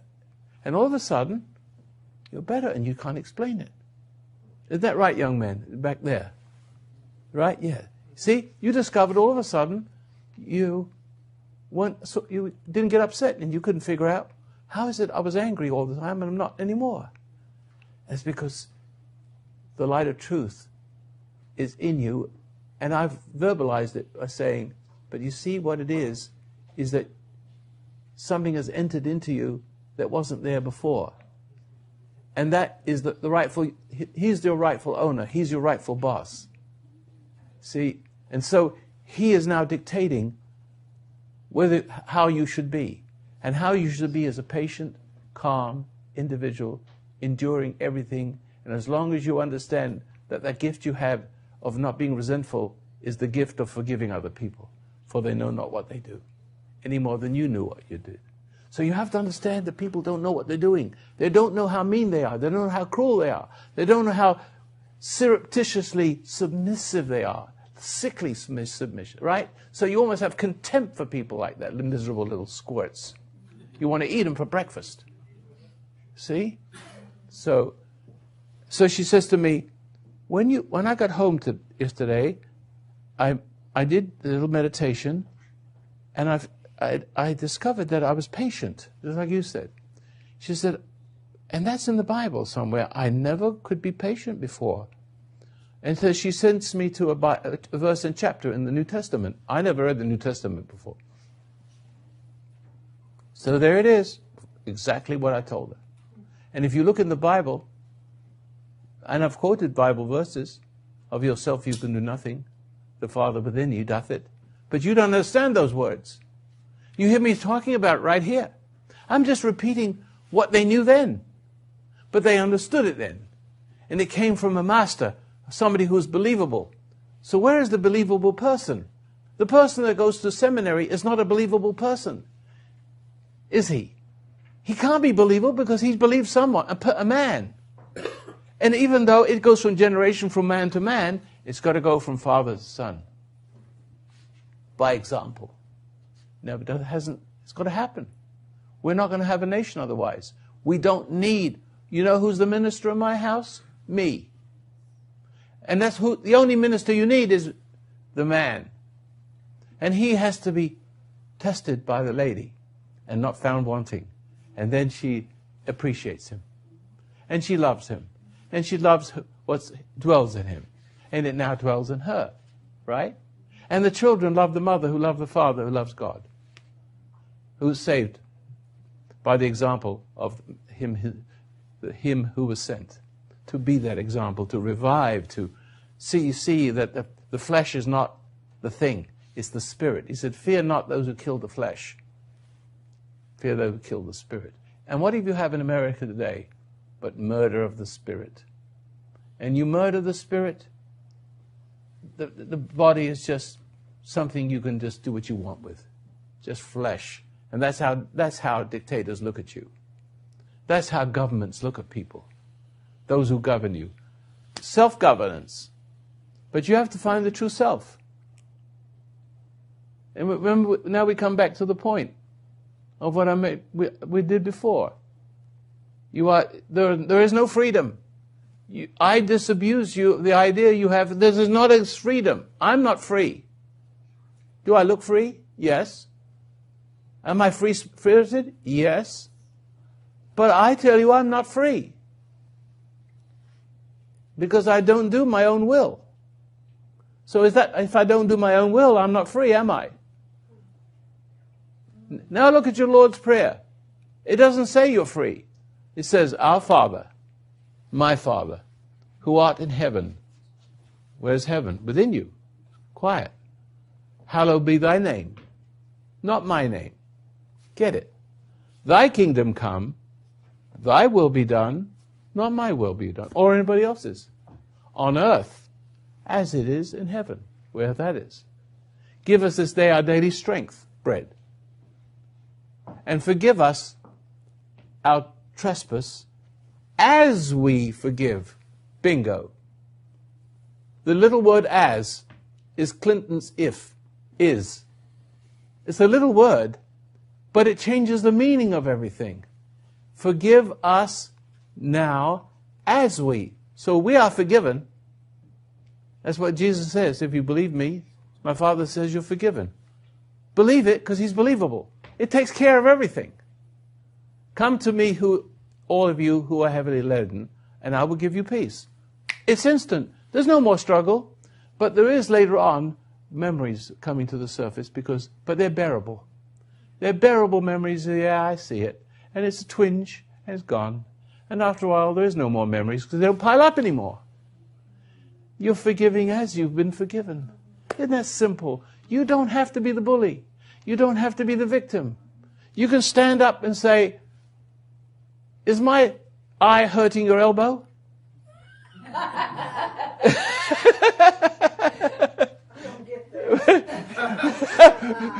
Is my eye hurting your elbow? This is a spoof. Does my eye hurt your elbow? It's the opposite way around. See? Roy? Yeah. My heart's been racing for like an hour. Hold it up. I'm very, very weak. Come up here. I don't know if I can stand up. Okay. I feel like I'm going to pass out. Yeah, I'm very close. It's okay. I already know it's my time. It's your time, isn't it? You were on the radio with me the other night. Yes. I didn't know it was you when you called. You know that. I didn't know either way at time when it was you. Because your voice is very similar to other voices. But cause I've known this lady for a long time. Yes. It's been a while for her to come around. She's been pretty stubborn, haven't you? Yes. Wait, but you're not stubborn anymore. No. So the whole house of cards is collapsing, isn't it? Yes, it's totally collapsed and something. It's my time. I feel like I'm going to have an exorcism or something. My heart's been racing. You may. Yeah. And you see, as we progress with this seminar, you see things. You begin to see things when you least expect it. I'm saying to you, I don't know what's going to happen next to any one of you. Because there's something in you that's listening to me, and I don't know what part of you, what I'm saying, what part you're getting. But I'm saying everything so you won't miss it. Everything's going in. Yeah. You begin to say, it's all hitting the mark. Yeah. It's collapsing everything. Mm-hmm. You ever see the movie, The Manchurian Candidate? Yes. Ah, yes. Yeah. Not the last one. The one that they made in color is wrong. But Frank Sinatra's, go see it. The person who's conditioned to be the Manchurian candidate, so he's going to shoot the president, so the vice president, who was a communist, would take over. See, and so he was programmed. he was captured in North Vietnam, and he didn't know he was captured. He went through this brainwashing training and put back in place like nothing happened, and he was supposed to shoot. But the triggers was, the suggestion is, why don't you play a game of solitaire? And in that solitaire, sooner or later, the Queen of Diamonds would show up. The Queen of Diamonds was the trigger that would set everything in motion. Because you know what post-traumatic stress disorder is? A person comes back from the front, and the backfiring of a bus never bothered him before, but now the backfiring of the bus represents an exploding bomb, a bullet. So he jumps behind he cannot distinguish between the two. See, so the Queen of Diamonds in the car, it has a transference of... See, some of you are afraid of things that I'm not afraid of, because you have a special relationship that you have failed to deal with it. And when you fail to deal with something, everything starts to you become sensitive to people, places, and things. And they have conditioning effects on you that doesn't bother me. If I find out what those things are, I surround you with them. And you'll never draw a same breath. See that? So what I'm doing now is, with authority I have. And that authority, when I talk about these things, I'm collapsing them one after another. And in the movie, he holds out a whole pack of Queen of Diamonds. Says, I'm collapsing all of them. All the links are broken to your conditioning, your programmers. You've been programmed all your life. You've been reprogrammed. You've assisted in your own self-programming, haven't you? The struggle is self-programming. The struggle with a person makes you fail. And when you fail, the spirit of the person gets inside you. And then you struggle with the spirit inside you, and it will become your master. Do you see that? See? Don't struggle anymore. You're okay. You see this, don't you? You're absorbing everything I'm telling you, aren't you? You'll walk out here fine. How are you doing? Getting it? You see where resentment, anger makes you drunk? You don't see the anger? No, I just see a problem with me not being able to speak up for myself and have lived a life that wasn't me. But now, you can't speak up yourself because anger blocks you. See, in other words, when you were a little kid, someone says, shut up, or something like that. You see, and such a point, but it shut you up, and you resented it. And so that every time someone plays that role with you, whatever, the resentment separates you from your own ability to stand for yourself. And you can't help, but then you resent it, but the resentment causes the submission to the idea. For instance, if I said to you when you were a little boy, you're a damn fool, you're no damn good, right? What happens? For a father to speak that way to a child, loaded with a vocabulary loaded with poison, that's what it is. It's what's in the word, the poison in the atmosphere. Yeah. And so the minute well, two things happened. Let me show you. It's two parts. You got it. There's two parts to it. I'll address both of you. There's two parts. One of them is the emotional state, the hatred of your father. That separates you from the father. You hate the father you can see. Immediately, you're separated from the father you cannot see. And that son of a bitch inside there knows it. That spirit that isn't him has got him since he was a kid. But he hasn't faced it, and maybe he's not likely ever to face it. He's going to turn you into another clone. See? And you don't want to be like him. See? So you don't want to speak up, because if you speak up, you might be like him. And you may overspeak and become a bully. You don't want to be a bully, do you? No, sir. I know that. But you've got to learn to speak up. You have to learn not to be angry when people are mean to you. You have to learn to overcome, the first wave of resentment. The wave of resentment makes you feel stupid. If he calls you stupid, the feeling of insecurity that comes from reacting, remember, you're being pulled loose from the ground of your innocent being.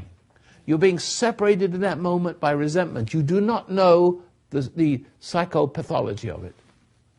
You don't understand it. You cannot. You're too young. But they get you when you're young. And so that resentment towards your father, you don't expect behavior like that from a father or mother. You don't expect that from a teacher. It's in them all. They have no tolerance for your innocence. Because the beast is in them. He's going to do to you what was done to him. He cannot help himself. He cannot stop himself. He will do it, and he doesn't like to admit he's wrong. And you cry and you cringe, and you unconsciously you feed the life of your innocence to the big beast. But what's happening in that moment? See, there's a lot of words I have to use. What's happening in the moment, here is the important thing, is that the resentment does two things. It actually makes you inferior. It makes you subject, because what you respond to is your master. Jesus says you cannot serve two masters. You respond, obey one and not the other.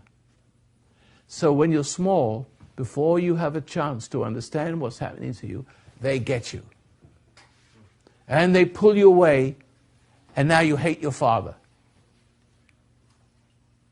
And now, but the hate makes you feel inferior. It makes you feel like there's something wrong with you. But then they tell you what's wrong with you. You're stupid. And now you believe it. Because you already sense it. You already believed it without the words. He just gave a name to it.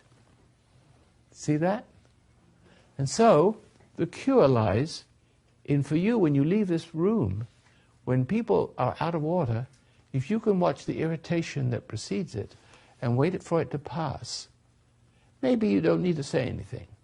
Maybe it's not that important. You don't have to speak up for everything, do you? You just notice it. But you also notice it with irritations. How many things you notice with irritation and you just enjoy the irritation? And you enjoy the judgment, see? And that will kill you in the end. There's so many irritations in the course of a day that you don't speak up about. That would drive you crazy. Horrible conflicts. And so, if you can just please be aware that people aren't perfect, they have irritating ways, and the camera people might jump in the way of the camera and do little things and ask you to pass the microphone, and you might fumble with it. There's little irritations that mean nothing. You have no idea. What? Do you have any idea how many little irritations you have that are not worth? You don't dare speak of them. But they're always there. Little irritation, a continuous flow of it keeps alive that state. Now, the next irritation's coming very soon. And somebody who may not even mean to irritate you, they may not mean to do it. There's no intent. You're just reading something into it that isn't there. It doesn't matter. It's irritation you're addicted to. See? It's giving you, but secretly you feel superior to the object that irritates you. It's called judgment. And you feel superior to the things that aggravate the injustice of everything. Everything has to be unjust. You're going to hate the whole world after a while. Because you feel superior to everything that's inferior to you. The unjust, wicked so-and-sos. And you're the only one. Nobody understands me. Nobody understands I'm here. See? But what, if you could just, the secret is so simple. It's not hard, my friend. It is not hard. It is realization that resentment towards your dad or whoever it was has shut you up. And so the resentment itself is the reinforcing power, so that you get worse and worse and worse, and pretty soon you can't function at all except out of resentment. And when you do, everything you do is resentment is always wrong, the outcome is wrong, and the resentment against the outcome. You're always blaming everything for your own failings. So you blame everything on except your own failings. It gives you a pass when you resent others for wrong and you don't see your own. See? If everything's wrong, you're not. See? And if you're not, you can't get salvation because you're already saved. See that? It's ridiculous. It is. You know what it is, apparently. I'm having a hard time identifying resentment, to be honest with you. But you know what? Don't you know what irritation is? Yes, but I'm saying I have a hard time identifying at that. I know, you're not meditating yet, though. You need to meditate. That's the secret. Did you get a CD and a cassette so you could listen? I've had them for a couple of years, to be honest with you. But you haven't used them? No, Not enough. No, you won't. In other words, but look at the suffering. You could say, I saved you a lot of suffering. That's what, if the secret lies there. But there's a stubbornness in you. You think you can do it on your own. That's correct. That's not right. See, it's ego. You don't want to believe that. It's lying to you. You can't do it on your own. It just doesn't seem like it could be that easy. Is it? Yes! It lies to you. It's not that easy. Do you remember what I said yesterday about the reason why egotistical people don't want it to be easy? Because they can't get any credit for doing something hard. It's an achievement. You achieve the Godhead. See that? It's the achievement, the satisfaction. I did it. I did it my way. No, but I'm sure glad. You see, I'm like a flowing river, aren't I? I can go for days or weeks. I go home and do the same thing with my wife. But it doesn't do any good. But it doesn't stop me. All right, now, well, who is that? Just raise the hand just now. Oh, you did. Okay, I'll be with you in just a second. Go ahead. Yeah, Roy, years ago, is this on? Yeah.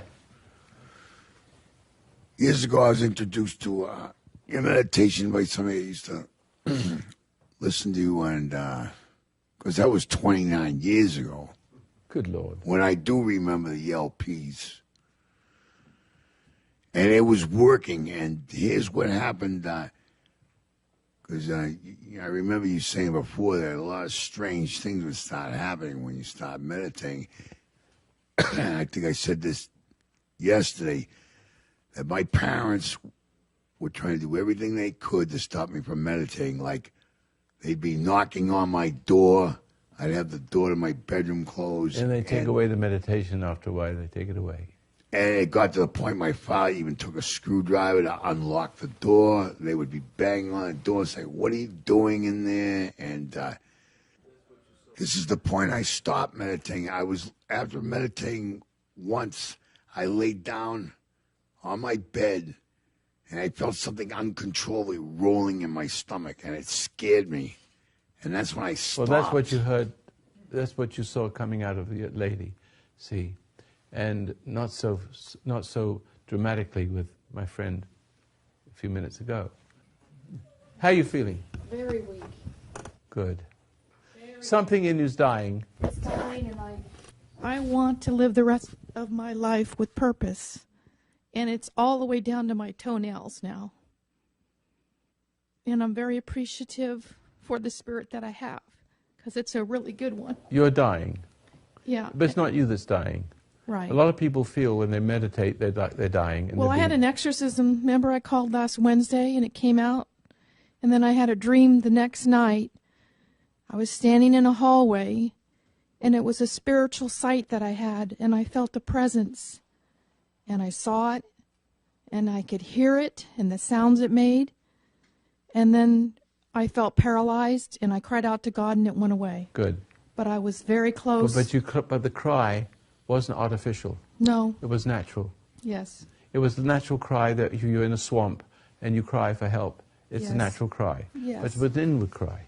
Yes. And it's very hard to have an inward cry and not be artificial, right? Mm-hmm. Right. You can say, you know you're wrong, and oh Lord, and you can have a whole congregation crying out, oh Lord. And you could have an hysterical experience where everybody comes mesmerized.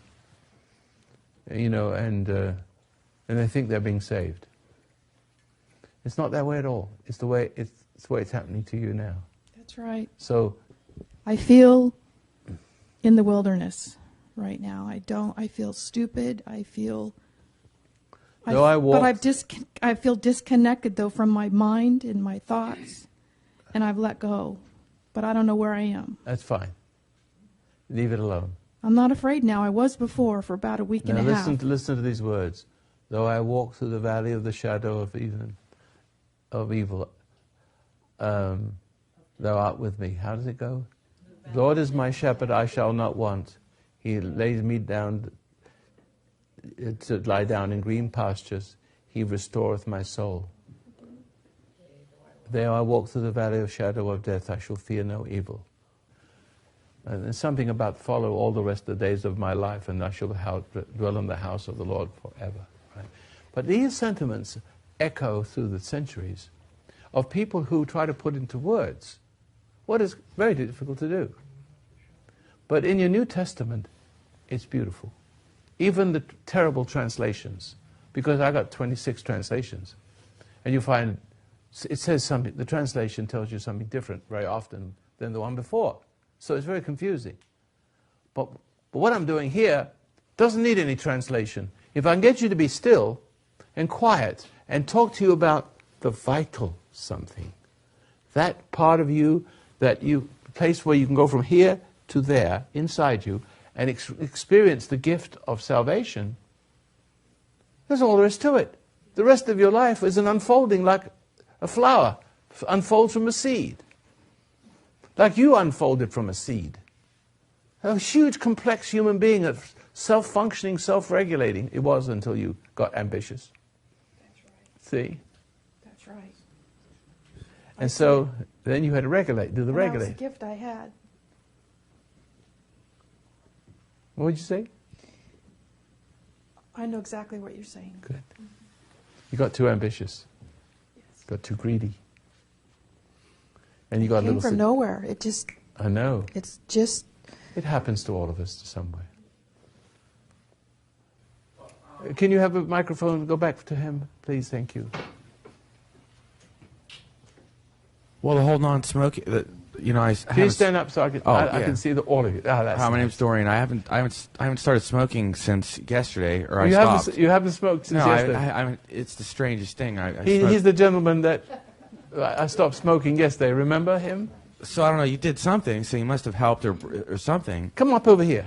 Okay. Come over here. Please don't make me start smoking. I don't, you made me stop, but I don't. I threw them all away yesterday. Okay. Yeah. Who are you, really?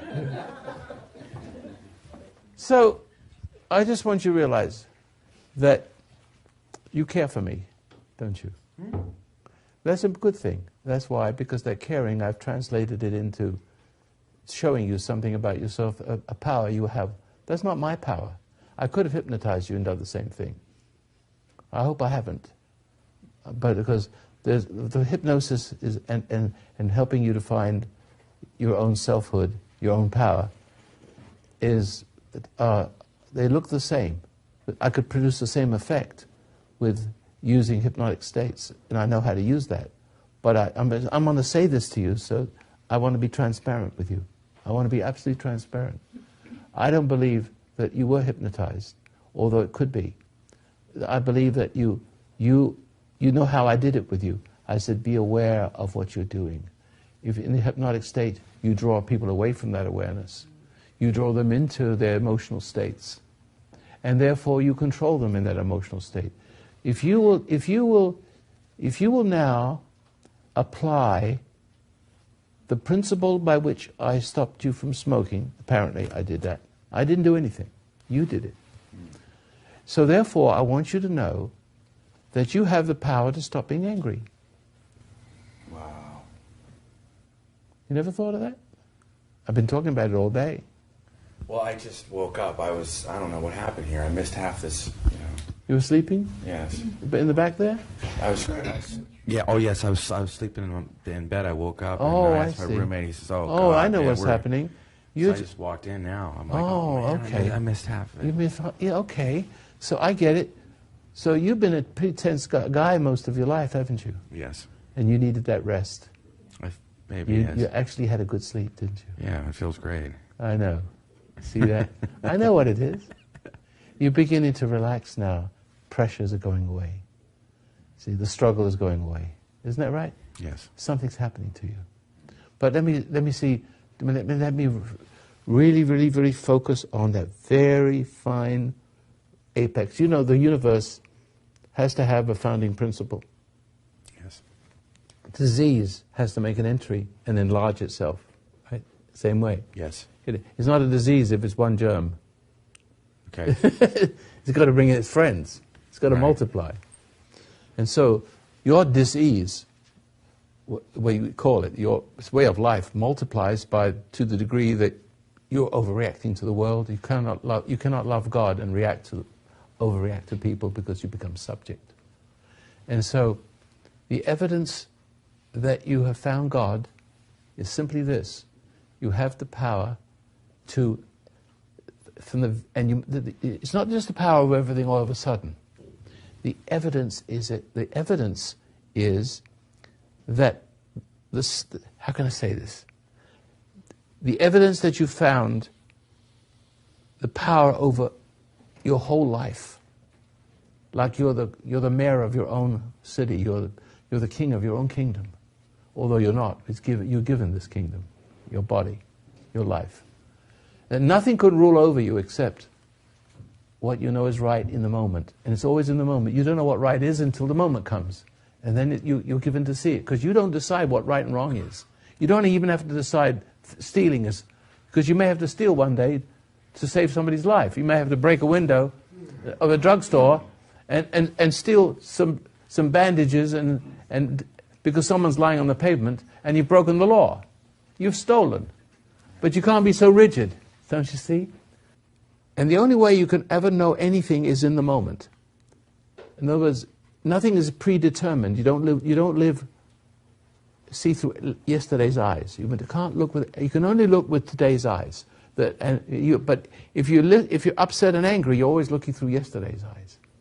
See, it's always tainted with yesterday's thinking and judgments and confusion. Follow that? Yes. So what you need is clear. And what keeps you clear are in the 2 commandments. Love God, cleave. What you're doing when you meditate, you're cleaving. You're separating from your thoughts that has been the master of your soul. The soul is going to be master of the body. But the soul itself needs a master. See, you cannot separate yourself from the evil master, the wicked one, that controls you through your emotions, that runs rampant through the world. You see the love of the world, the influence of the world. And so the evidence that you have found it is that you can patiently endure cruelty, that you don't take insults personally. See? Means you know that people cannot help what they do. You can't even explain it to them. But you can explain it to them by example, without words. So that when they're cruel to you and you're calm, they wonder about that. And they irritate you. And they try to irritate you. And all of a sudden, you're holding up a mirror and they're seeing what they're doing. And they either stop or they run. They leave you alone because you're too strong for them. You have in order for you to control you have to fold. And there's never a point where you will. Do you understand that? But the only reason why you'd fold is you get irritated. So this translates into the 2 commandments. Love God, cleave. Like you'll cleave to a woman, you cleave to a God. That's the first rule. And what you're doing. You still love a woman, but you're not stuck on her. Your life doesn't revolve around her. Or anything. Your life doesn't revolve around the woman. The woman's life revolves around you, if you're married. You understand? And your life revolves around your Creator. And she can't intimidate you to it for anything. Nor anyone can intimidate you. See? You're solid. And that is very important to keep this in mind wherever you go. In the back of your mind right now, or in the front of your mind. So you'll see little people who remind you of parents, remind you of situations. There may be people in this room that irritate you. See, you may have seen some people. You haven't been irritated for a couple of days, have you? A few people have irritated me, but then again, I haven't. I probably haven't. I've looked at them kind of as other people have seen me in the past when I was down, kind of as a sick person trying to get better. I get it. That's good. That's good. Like someone was sick with cancer, you wouldn't, or sick with some kind of. I wouldn't look at them as. I would try to look at them as they have something wrong with them instead of like going, you're just a whatever. I know what you're saying. I'm done with you. Yeah, no. He's saying it in his own words, and it's perfect. He's perfect. He sees a person who does something irritating, but he sees that a sick person. Well, If you have no legs and you can't walk, why would you resent them? Why would you make fun of them because they couldn't walk? Some people do. Some people actually can make fun of people when they're crippled and blind. The wickedness can extend to that degree. You know that.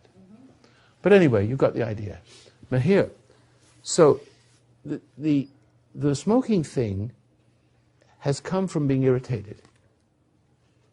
Because when you tried to quit before, you felt like there was a tiger in there. You felt antsy when you're not smoking. Is that correct? It's a hurricane in my veins. I couldn't stop. That's right. And the hurricane in your veins comes from being irritated. Okay. So, rather than stop you from smoking, we want to help you stop being irritated. Same power. You could stop smoking. But if you can do that, which is quite remarkable, but there must have been some preface to that. Something that... no, but that something is not being resentful. You've been meditating, haven't you? Mm-hmm. Well, that's the reason why. That's why I could take the same consciousness and say, be aware of your cigarette.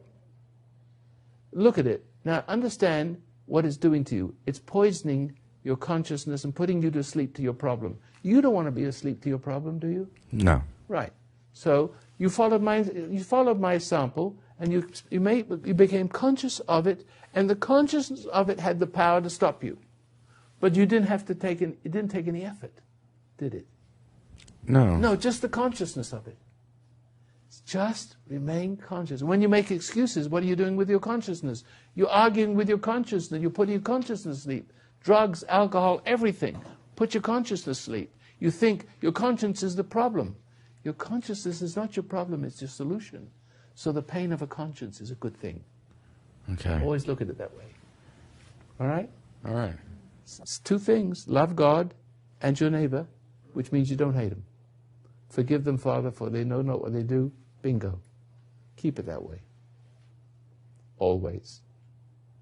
All the way through life, you'll have a very, very successful life. Not a hair on your head will be touched. Look at my hair. I still got it. It looks great. It's very cool. Thank you very much. Do you have any questions at all? None. You're okay. Yeah. I'm going to listen. You're going to walk out of this seminar a better man. What kind of work do you do? Oh, I'm a writer. You're a writer. Other than that, I just do retail. Retail management. Is writer a hobby or an avocation? Or? Yes, I did professional writing for a few newspapers back in Pennsylvania, sports, journalism, editorial, things of that nature. But all boring stuff. Yes. You don't want to be a writer because it's so boring. Well, I got burned out rather quickly. I mean, I just would go to the games and, pick my photographer and just watch. And I really felt at one point that you're only allowed so much creativity in that area. And they dumb you down. And they dumb you down. Yeah, you're starting to, so then I was bummed out again or something. I was unsure. How old are you? 37. Are you married? No, divorced. Oh, dear. Children? Yes. Sad. Isn't it? Yeah. Any chance of reconciliation? If I get the strength to go through a mediator, I love my daughter. There's a connection there. And One daughter? Yes. She's 7. She's going to be 8. She loves you. Oh, yes, she does. Well, why does your wife hate you? Her and I had drug and alcohol problems. Both of you did? Yes, we did. So I got it together, went to rehab, and then I thought that a wife should follow a husband to wherever he goes. I had a support system out here, and I decided to leave. And I knew it was going to be hard for her to leave her parents, but her parents were kind of crazy. She never got along with them anyways, but then she's crazy. But she wouldn't listen to me, and I was very upset about that. And I thought, well, she should listen to me, even though reflecting back, it's hard to listen to a person who's crazy. Right. You see. Especially when she's crazy. It was crazy. Yes, it was all crazy. So so then I met some homeless bum on the side of the street, and I was very distraught, and I took to the bottle, and he said, why are you so upset? You're very young and stuff. And I said, well, my daughter is gone. My daughter is with her very wealthy grandparents, and she's going to be taken care of, and I don't have my daughter, and I don't know what happened. And he said, the kids belong with the wife. What are you worried about? Can I have a sip of that? And you know, that somehow that made me feel better. Yeah, I know. Only for a while, because I miss her very much. My daughter's the love of my life. Well, now why are you moving so far away? Come on now. Why have you moved so far away? Why can't you live across the street, even if you're divorced? Why don't you find work across the street so you see her every day? And she can say, Daddy. I'm starting to get strong. I'm ready to walk out of my... Every time something goes wrong with a relationship, I go back to my mom's house. But I'm ready. I talked to you on the phone. You said, you know what? There's going to be a time when you're going to leave your mom, say goodbye. You're the right guy. You talked to me for a very long time. You said, go out there, and I don't care if you have to eat dirt off the ground. Go out there and get a job. Hey, you know what, though? At this point, you know, my mother's so meddling. I don't mean to say that. I do love my mother. I'm starting to understand as I get older. I love my wife, too. But I talk about my experience with her. Because I have no other women. So I might as well talk about the experience I have. It might be encouraging to some of you. See? That I would stay that long with her. And still not go cuckoo. See? So you may have to, when you go back, present a new face, a new side. And she may come to you. She may come to you. Well, that would be great. See? Just be persistent. Gently persistent. And just brush aside any judgment she might have towards you. You can sense it. Little behaviors, little contemptuous looks. You just, like it didn't happen. You know it did. Because there's a way of having rose-colored glasses and pretending it didn't happen. You can see it happening. The secret of endurance is to know the evil is happening to you and you're being tortured and not hating your tormentor. See that? That's endurance. You come out of that stronger. And you come out, and the place where you become a man is in marriage. It's good for a man to be married. It's good because that's where he gets tormented by his failings. And she should torment him. Well, she's tormenting me to... Serves you right. You need it. I don't need it that much. But maybe I did. Maybe I could not have learned what I'd learned, what I know now to be true. Because in spite of all of it, I got a good family. Right? See that?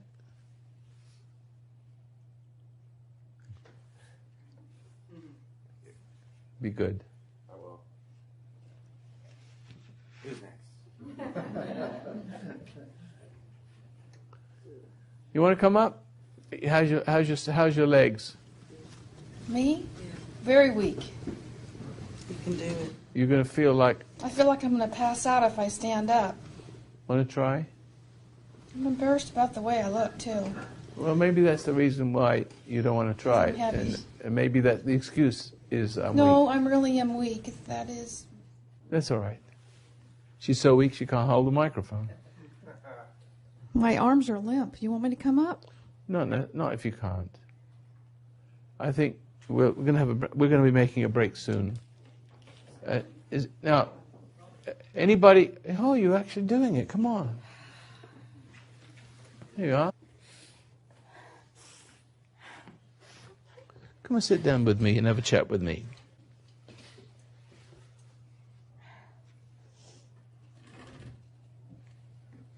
Just talk to me a little bit.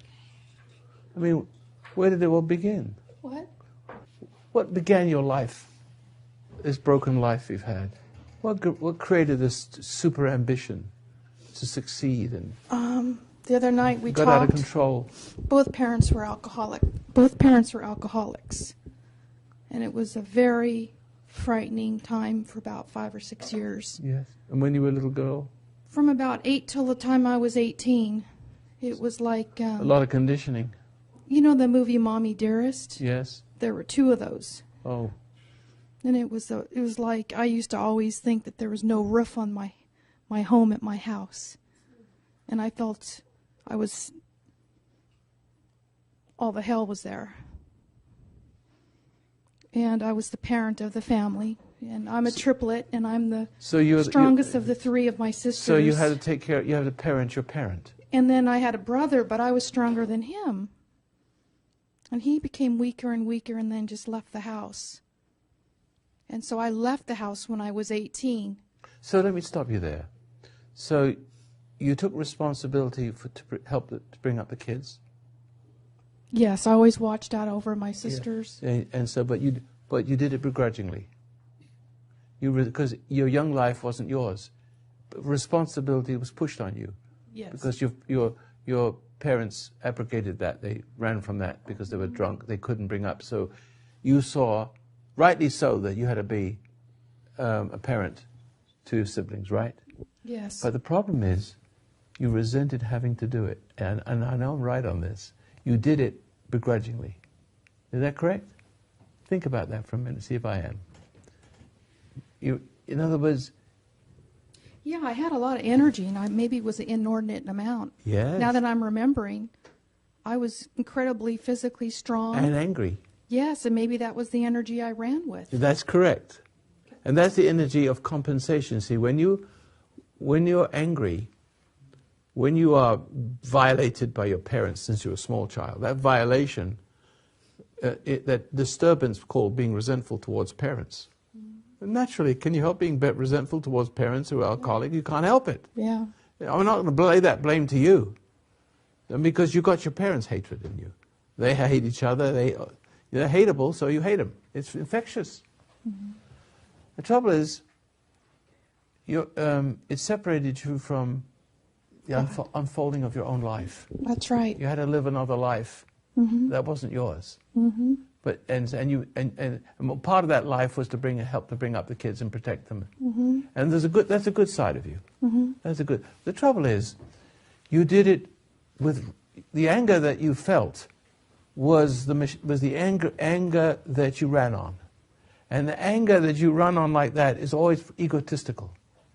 It's always conducive to pride, because every time you get angry, something comes in and puffs up like a cobra. See that? And you do it my way. You do it with an energy. It's so that, I don't know if I want to go into this, because I've done it before, but there's something about resentment, anger, that makes you feel inferior. But there's something about the talent that God gives you, the talent you have, that you know that you're going to make something of yourself, and it's sort of a driving force to make something of yourself. You don't know what it is. And you have these talents, these gifts. Everybody's got gifts. I got mine, he's got his, everybody's got their own. So you're driven to fulfill it, but you use anger as the energy force, because grace has been left behind. You understand that? Right. And so when you achieve, when you're a good steward of your family, but it goes on to go on achieving, because the sense of achieving completes a sense of worth that's worthless. That's right. Is that right? I found that out. The sense of worth that's worthless, but still it's all you've got. Mm-hmm. But it produces its own frustrations. Mm-hmm. It produces betrayals. It produces wrong trusts in people. Correct? That's right. And so, again, it leads us to impasses and betrayal and frustration. Mm-hmm. And pretty soon, but now you're angry, but you're running like a drugged racehorse. Mm-hmm. See that? You're burning out. Mm-hmm. There's only so much anger you have. Mm-hmm. And then you have conflict because something's growing in you that shouldn't be there. That's right. Because with that anger comes the spirit of anger, pride. That's and there's right. the conflict. And after a while, it brings you to a standstill. You can't anymore. That's right. Okay. That's a good thing. So that's the story of it, isn't it? Pretty much. Pretty much. I mean, I don't need the details, but you can give me details. But they don't mean it. I was always the protector. I was always fighting my dad used to be a bully and beat my twin all the time, and I'd have to pull him off. And he used to pick on my mom and be a bully and physically fight with her. And the day I left when I was 18, I had to punch him in the face, and I really regret doing it, but I had to. Yes. And I called the cops, and I left the next day. And I never went back, and then my mom died at 18. I just graduated from high school, and she died that summer. Where'd she die from? She had a subdermal hematoma she was falling out of bed so much she was drunk all the time. And so when we were younger, we'd always have to put her back in bed. And so my sisters and I would do that. and my dad was drunk at the same time. They drink. I was telling Diane and those guys, they used to drink a lot. And so I must admit that when I got that contract, remember I called you last Wednesday? And I got this beautiful stained glass contract, and then I puffed up, and now I'm in the mess I'm in. I started to drink. Not a lot, but I have this pull towards it. And I think that's partially why I've gained weight. Pull towards drinking? Yes, there's like a pull. And I think it's coming from my ambition, trying to relieve stress. I'm not an alcoholic in any way. Try being this way now. Try letting go all the anger. Remember I said anger is the fuel. Mm-hmm. And even if you trip over the cat, it's the fuel. Mm-hmm. So it doesn't have to be the thing itself, because the tripping over the cat or some small incident like you see, starving kids in India, and you resent that, how evil. It's on the movies. You see all kinds of things that irritate you in the course of a day. I can't name them all because too many. There's something so silly I can't speak them. But it's the energy that keeps everything that's wrong with you alive.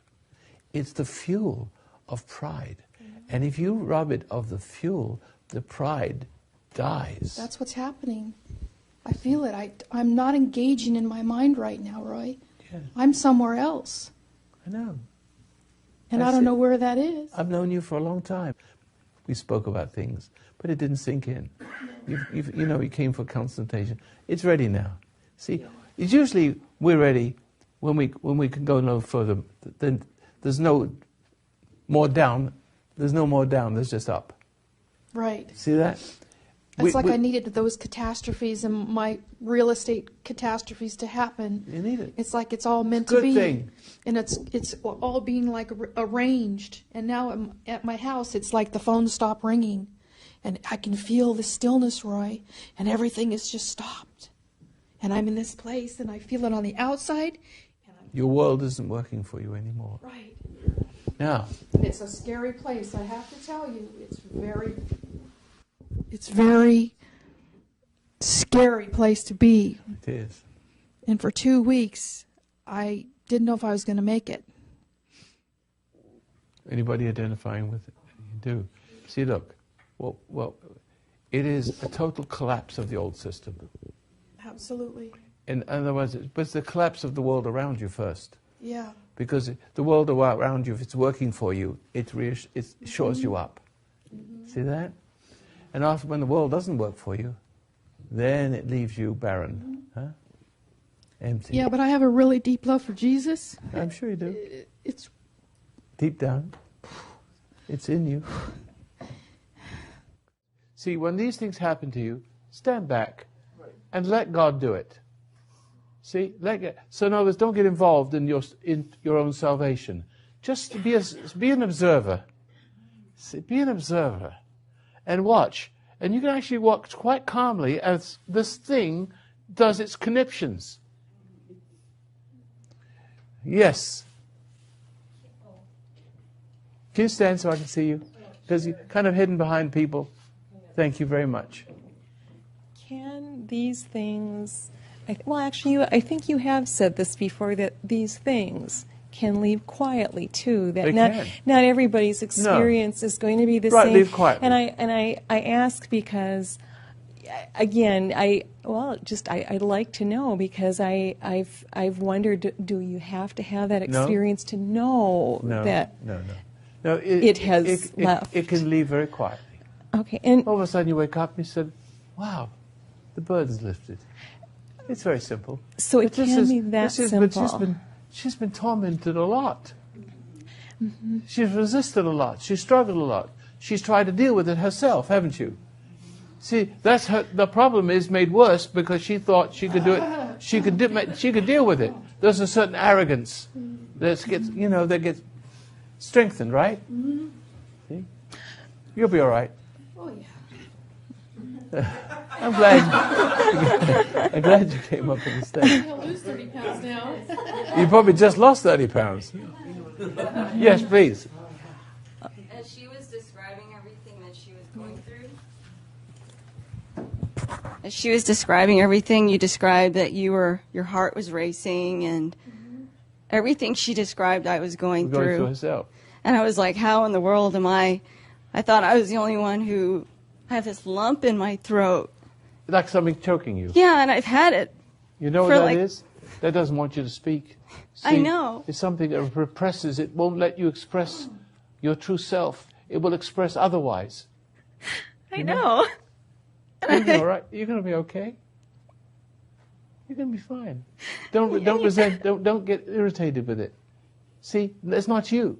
There's something preventing you. See, this is beyond psychiatry. This goes far beyond psychiatry. Light years behind psychiatry. People, you all here, most of you leave here better than you were. How many people feel they will leave better than they were before? Yeah, thank you. See, you're going to be fine, young lady, because you come from a culture. Huh? The culture is suppression, isn't it? It's awful, isn't it? And you resent that culture, right? You'll be all right. You have to realize now you have to go towards the pain, okay? And just go. And even if it is painful, you have to move to God through the pain, through the hell, and don't be afraid of anything, because on the other side is heaven waiting to unfold. And you can feel it, and that's what brings you through it. You feel it leading you. But don't be afraid. Go towards the pain. You have to go towards the pain. And then that's when it will talk to you, and that's when it will lie, and that's when it will deceive you and tempt you to struggle with it. You got it? See, now we have two good people here. You have to let go, and you have to let God. You got to get out of the way. And you just have to, it's kind of scary. You got to just let go and know He's there, and know that He's going to take care of you. See, I already knew that before I was born. I knew before. I don't know how I know. I knew before. Thank you. You know it too, don't you? You know what she's saying is true. Yes. I don't know how I know or why I know. And I know Christ. I know Him inside and out, and I've known Him always, but I've never paid attention to Him. But He's always been there. He's always been there for you. I used to build crosses out of wood when I was little and tongue and groove them. And I used to hang them on my walls. And that's why I love stained glass, as I build things. Yeah. And I felt Him always with me. It's the building. It's the putting together. Yes. It's freeing of the mind. I love what I do. For some reason, it's like prayer.